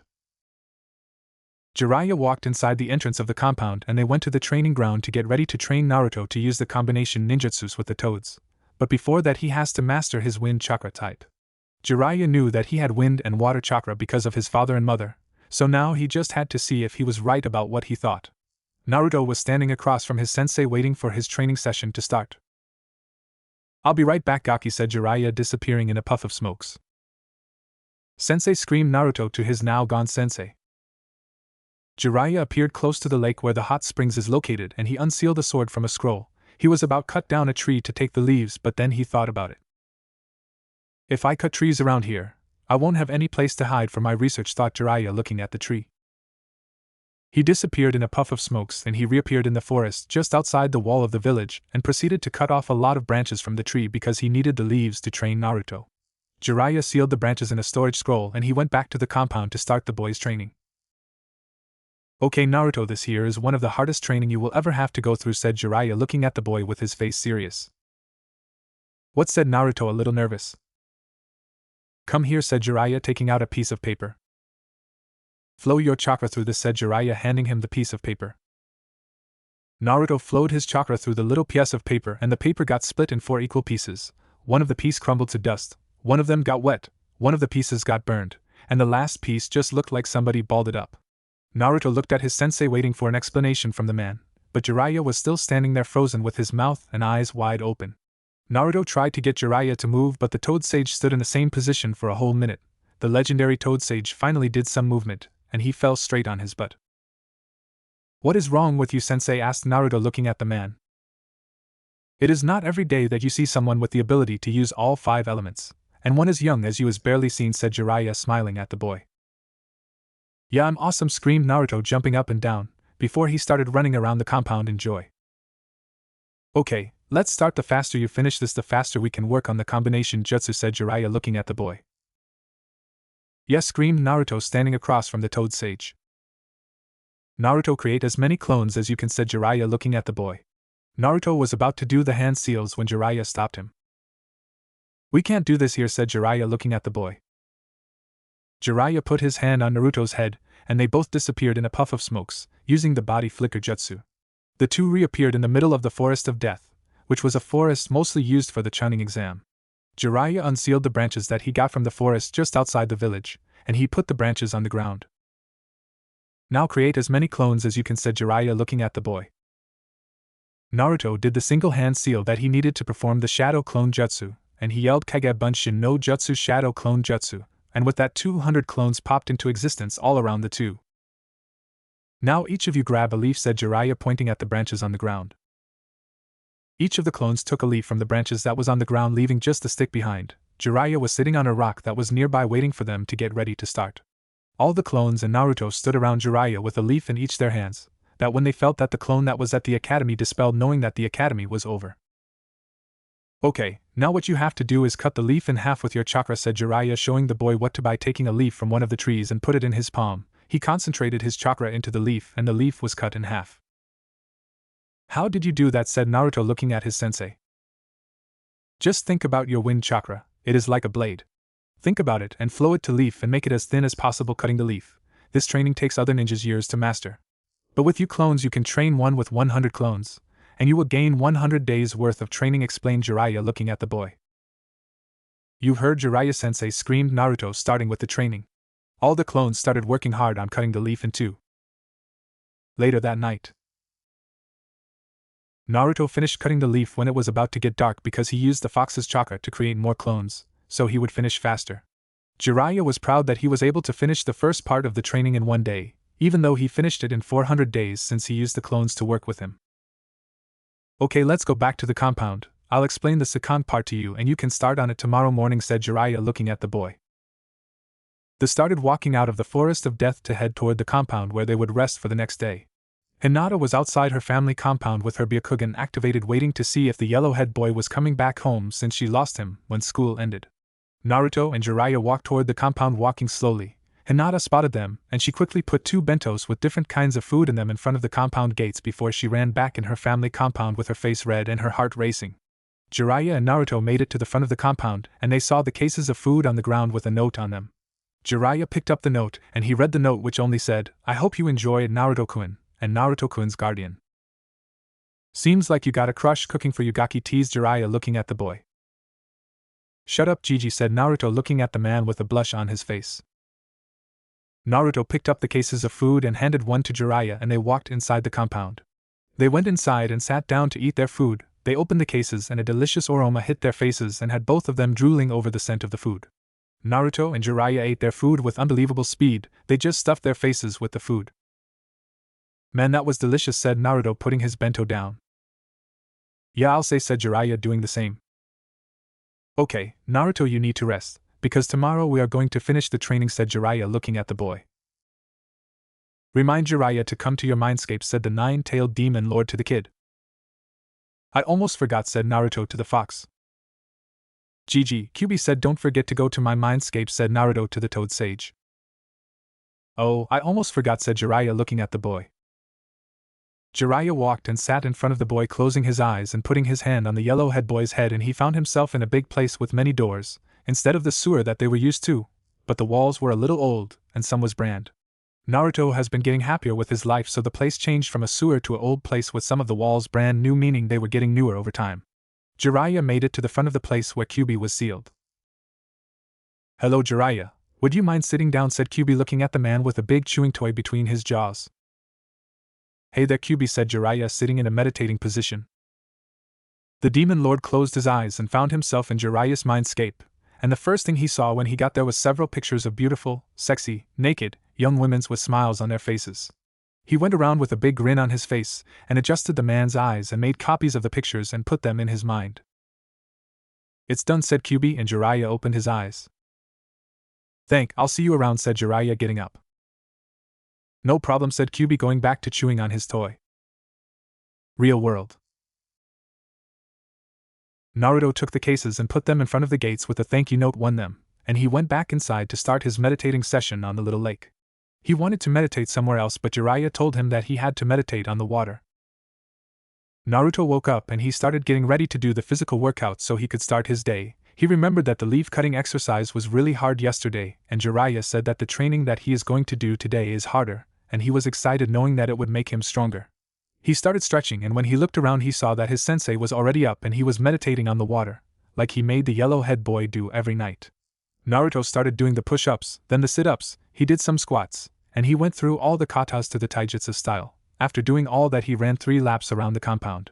When he finished with the physical workout he sat down beside Jiraiya on the water, and he started to meditate to regain his chakra back, so he would not be weak when the training starts. Naruto and Jiraiya got up when they finished training so that they would start with the training that they are about to go through. Naruto did a single hand seal, then said Kage Bunshin no Jutsu Shadow Clone Jutsu, and he created a clone. That is the clone that would go to the academy today. The clone went inside the main house and put the clothes that Naruto usually wears on, and he headed toward the academy, while Naruto stayed back to start his training. Naruto created a clone of himself also, and the clone put his clothes on and headed toward the hot springs to find a good peeking spot for his research. Naruto, we are going to the Forest of Death again, because you will be using a lot of clones again for today's training, said Jiraiya looking at the boy. Okay, what was that clone for, sensei, asked Naruto as they were walking toward the front entrance. Oh, don't worry about, I sent that clone to check out the forest before we get there to make that there is no one there, said Jiraiya looking at the boy with a smile on his face. Jiraiya put a hand on Naruto's head, and with that they disappeared in a puff of smokes, reappearing in the Forest of Death where they would continue the training for mastering the wind element. Unlike the day before where they were in the middle of the forest, today they were in a large clearing. Jiraiya removed his hand from the boy's head and went by the clearing. He went through a series of quick hand seals before saying Doton, Dori Jihiki Earth Style, Earth Flow Rampart, and a large and wide ridge rose from the ground. Jiraiya was on top of the ridge while Naruto was on the ground looking up at his sensei. Jiraiya looked at the ridge and knew that something was missing. He went through another series of hand seals, then he said Sueton, Taketsubo no Jutsu Water Style, Waterfall Basin, and a waterfall started falling from the top of the ridge. Jiraiya jumped down with one thing on his mind: something was missing. Jiraiya walked toward the waterfall and he went through some other hand seals, then he said Doton, Doria Heki no Jutsu Earth Style, Earth Wall, and a wall rose up from the ground in front of the waterfall. He created another earth wall alongside the other one, and he walked back toward the yellow-head boy. Alright, Gaki, all you have to do is split the waterfall with your chakra alone, said Jiraiya pointing at the waterfall. He jumped on the earth wall and showed the yellow-head boy what he was talking about by splitting the waterfall with his chakra. After that, I'll be stronger, right, said Naruto looking at his sensei. Sure, then I can teach you more jutsu, said Jiraiya looking at the boy. Alright, let's go, screamed Naruto jumping up and down. Naruto did a single hand seal, then he said Taju Shuriken Kage Bunshin no Jutsu Multi Shuriken Shadow Clone Jutsu. And he created 50 clones to do the exercise along with him. The clones and himself jumped on the earth walls and they started pushing their chakra in the waterfall with the hope of splitting it. They just started doing the exercise, so Jiraiya found somewhere to sit down and meditate while the boy was doing the exercise. 6 hours later. The clone that was at the academy was dispelled, sending Naruto all the experience and knowledge from school, and how Sasuke tried to fight him the whole day, but the clone did not fight, knowing that his cover might get blown. Naruto succeeded in splitting the waterfall, and he was currently resting to regain his chakra for the combination ninjutsu that he was going to learn. Jiraiya went back meditating after congratulating the yellow-head boy, because they would continue training here since they could make more destruction in the forest than in the compound. Having regained some of his chakra back, Naruto got up and he looked at his sensei. Alright, let's get started, sensei, said Naruto looking at the man in front of him. Okay, said Jiraiya getting up from the rock he was sitting on. Summon the toad, said Jiraiya looking at the boy. Naruto bit his thumb, drawing some for the summoning jutsu. He put the blood on the palm of his right hand and he went through the hand seals using the exact amount of chakra that he used to summon Gamakino before. After doing the hand seals he said Kichios no Jutsu summoning jutsu, and summoned the medium-sized toad that he trained with. Hello Naruto-san, are you ready now? Asked Gamakino looking at the boy. Believe it, said Naruto looking at the toad that was almost his size. Okay Naruto, you don't really need any hand seals for this jutsu since you just combine your chakra with the toad to perform. But know that you have to insert your chakra at the right time, or it won't work, said Jiraiya looking at the boy. The toad went through a series of hand seals. When he finished with the hand seals, Naruto put his hand on the toad's back and they both shouted Gama Kanbi no Jutsu, Suede and Toad Combination Jutsu, Water Bullet, and a medium-sized water ball came out of the toad's mouth and hit the tree that they were using as a target, successfully turning the tree into a bunch of wood cubes. Naruto's eyes were widened at the power of the water ball, and Jiraiya walked toward him to explain the jutsu to him. You can go back now, Gamakino, said Jiraiya looking at the toad. Thank you, Jiraiya-sama, said Gamakino, disappearing a puff of smokes. You see Naruto, A regular water ball would just blow the tree off the trunks, but when you had the wind chakra to it, the water ball can most likely go through anything and destroy it, said Jiraiya looking at the boy. Let's go grab a bite to eat, before I teach you another jutsu, said Jiraiya looking at the boy. Nobody in the village knew that Jiraiya was training Naruto except for the third Hokage, Tsuchi, I am, and the tailor that made Naruto's clothes, and they did not want anyone to find out yet, or it would be suspicious why the legendary Toad Sage of the village was training the demon brat. Jiraiya put a hand on his student's head, and they disappeared in a puff of smokes, reappearing in the Namake's compound. As soon as they got there, Jiraiya and Naruto sent some kids outside the compound, and Naruto went to the gates while Jiraiya went inside. Naruto opened the door to see Shikamaru, Choji, and Shino in the front of the gates. Hey guys, what are you doing here, said Naruto looking at his friends. To chill, what else, said Shikamaru walking in the compound. Oh, said Naruto walking toward the lake where they would chill. The boys sat by the lake while Naruto went inside to tell Jiraiya that he had some friends over. Gigi, I have some friends over, so I can learn the jutsu after they leave, okay, said Naruto looking at the man. I'll be out in a minute, said Jiraiya looking at the boy while he was drinking some tea. Okay, said Naruto looking at the man. With Sasuke. Sasuke was in his clan compound training with his Sharingan since he wanted to master the Jujutsu as fast as possible if he wanted to kill his brother. Again he saw a man in a long white coat with a mask appear in front of him. At first he wanted to attack the man, but then he decided against it. I'm here to help you, said the masked man looking at him. Go on, said Sasuke looking at the man. Here is what you should start with, if you don't want to waste your chakra, said the man looking at him. They proceeded to gather some chakra to the bottom of his feet, and Sasuke saw the amount of chakra the man used with his Sharingan, and the man walked up the tree and down. It's called the tree climbing exercise. You can't use too much chakra, of the tree will blow up, and you can't use too little because you will fall down, said the man before he disappeared from the compound. Sasuke gathered the same amount of chakra to his feet, and he tried to walk up the tree like the man showed him, but the tree just blew up, sending him to the ground. Sasuke got up and he tried again, but his time using less chakra than the first time, and he got up about 5 steps, he fell down, and now he knew that he had to keep the chakra the same the whole way up. Sasuke got on the tree again, this time walking the whole way up the tree. He decided that he would run up the tree this time since he got the idea that it would make him better. Sasuke spent the whole time going over his fire jutsu arsenal again, seeing the result of the tree climbing exercise. Namake's compound. Jiraiya walked out of the house and went by the lake to see Naruto talking with his friends by the little lake that was located in the back of the compound. Jiraiya walked up to them without any one of them realizing it, and he sat behind them without making a sound. What you guys talking about, said Jiraiya, suddenly scaring the living shit out of them. Don't be sneaking up on people like that, yelled Naruto looking at the man. Shut up, said Jiraiya, smacking him on the head.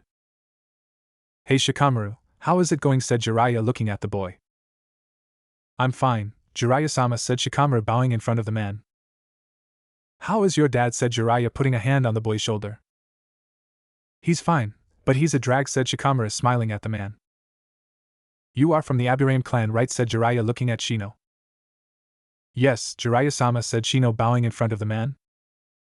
And you are from the Akimichi clan, said Jiraiya smiling at Choji. Guys, I'll have to cut your time short, but I'll give you something to do. Don't tell anyone that I'm the one who gave it to you, since I do not want the council to know that I'm here, said Jiraiya looking at the boy. Yes sir, said all of them at the same time. Naruto, go get ready, said Jiraiya looking at the boy. I'll be right back, said Naruto to the boys while he was walking toward the house where his room was. Come here Shikamaru, said Jiraiya taking out 3 pieces of paper from his pocket. He handed Shikamaru 1 piece of paper, and he did the same for the other 2 boys. Choji and Shino took the pieces of papers and stood looking at the man with a confused look on their faces. Flow your chakra to the paper, said Jiraiya looking at them. Shikamaru's paper burned, Shino's paper turned to dust, and Choji's paper turned to dust also. Interesting, seems like Shikamaru can use fire-based jutsus, and you too can use earth-based jutsus, said Jiraiya smiling at them. That's what this was for, said Choji looking at the man. Fire, what a drag, said Shikamaru, which had Jiraiya laughing. Jiraiya walked toward a tree that was by the lake and took a leaf off a branch and handed it to Shikamaru. He picked up 2 rocks and gave one to Choji and one to Shino. Shikamaru, all you have to do is burn this leaf with your chakra. It will be difficult, so ask your father for help and anyone else you can find, said Jiraiya looking at the boy. Choji, Shino, yours will be harder because it's a rock, but all you have to do is split the rock with your chakra. Ask anyone that you can for help, and once you finish it, find me, said Jiraiya looking at the boys smiling. Start now, I'll see you guys around, said Jiraiya, smiling at them. They walked out of the compound, each of them trying to do what Jiraiya just gave, but they were told not to tell anyone who gave it to them. First thing that had Shikamaru focused, but he still found it as a major drag since he had other work to do aside from what he has to do at home. Naruto walked out of the house with nothing more than his shinobi pants and ready for training with his sensei. He looked around and did not see he boys, and he knew that they left already. Okay, sensei, I'm ready, said Naruto, looking at the man. Alright Naruto, in about 4 months I'll be leaving the village to find more information about Uchiha Madara from some of my spies. In 4 months I'll be training you to be able to take care of yourself in battle. You will be able to fight on equal ground with any Chunin level shinobis, and with your speed and stealth ability you will be able to leave with your life against some low jounins. I taught you the combination jutsu because it will help you in battle against stronger opponents, and summon some battle toads to help you in battle. By the time you graduate I'll be back to train you some more, and we can have some more fun then. Before I leave you will have to master one more element, and that is fire, because you get to use fire with the toads a lot since they use the oil. Right now we'll start with your fire training, said Jiraiya, looking at the boy, smiling. Why do you have to leave? Asked Naruto, looking at the man with a sad smile. Because I have to find out more about Madara for your protection, said Jiraiya, looking at the boy, smiling. Once you finish with your fire element training, I'll teach you your mother's fighting style, said Jiraiya, looking at the boy, smiling.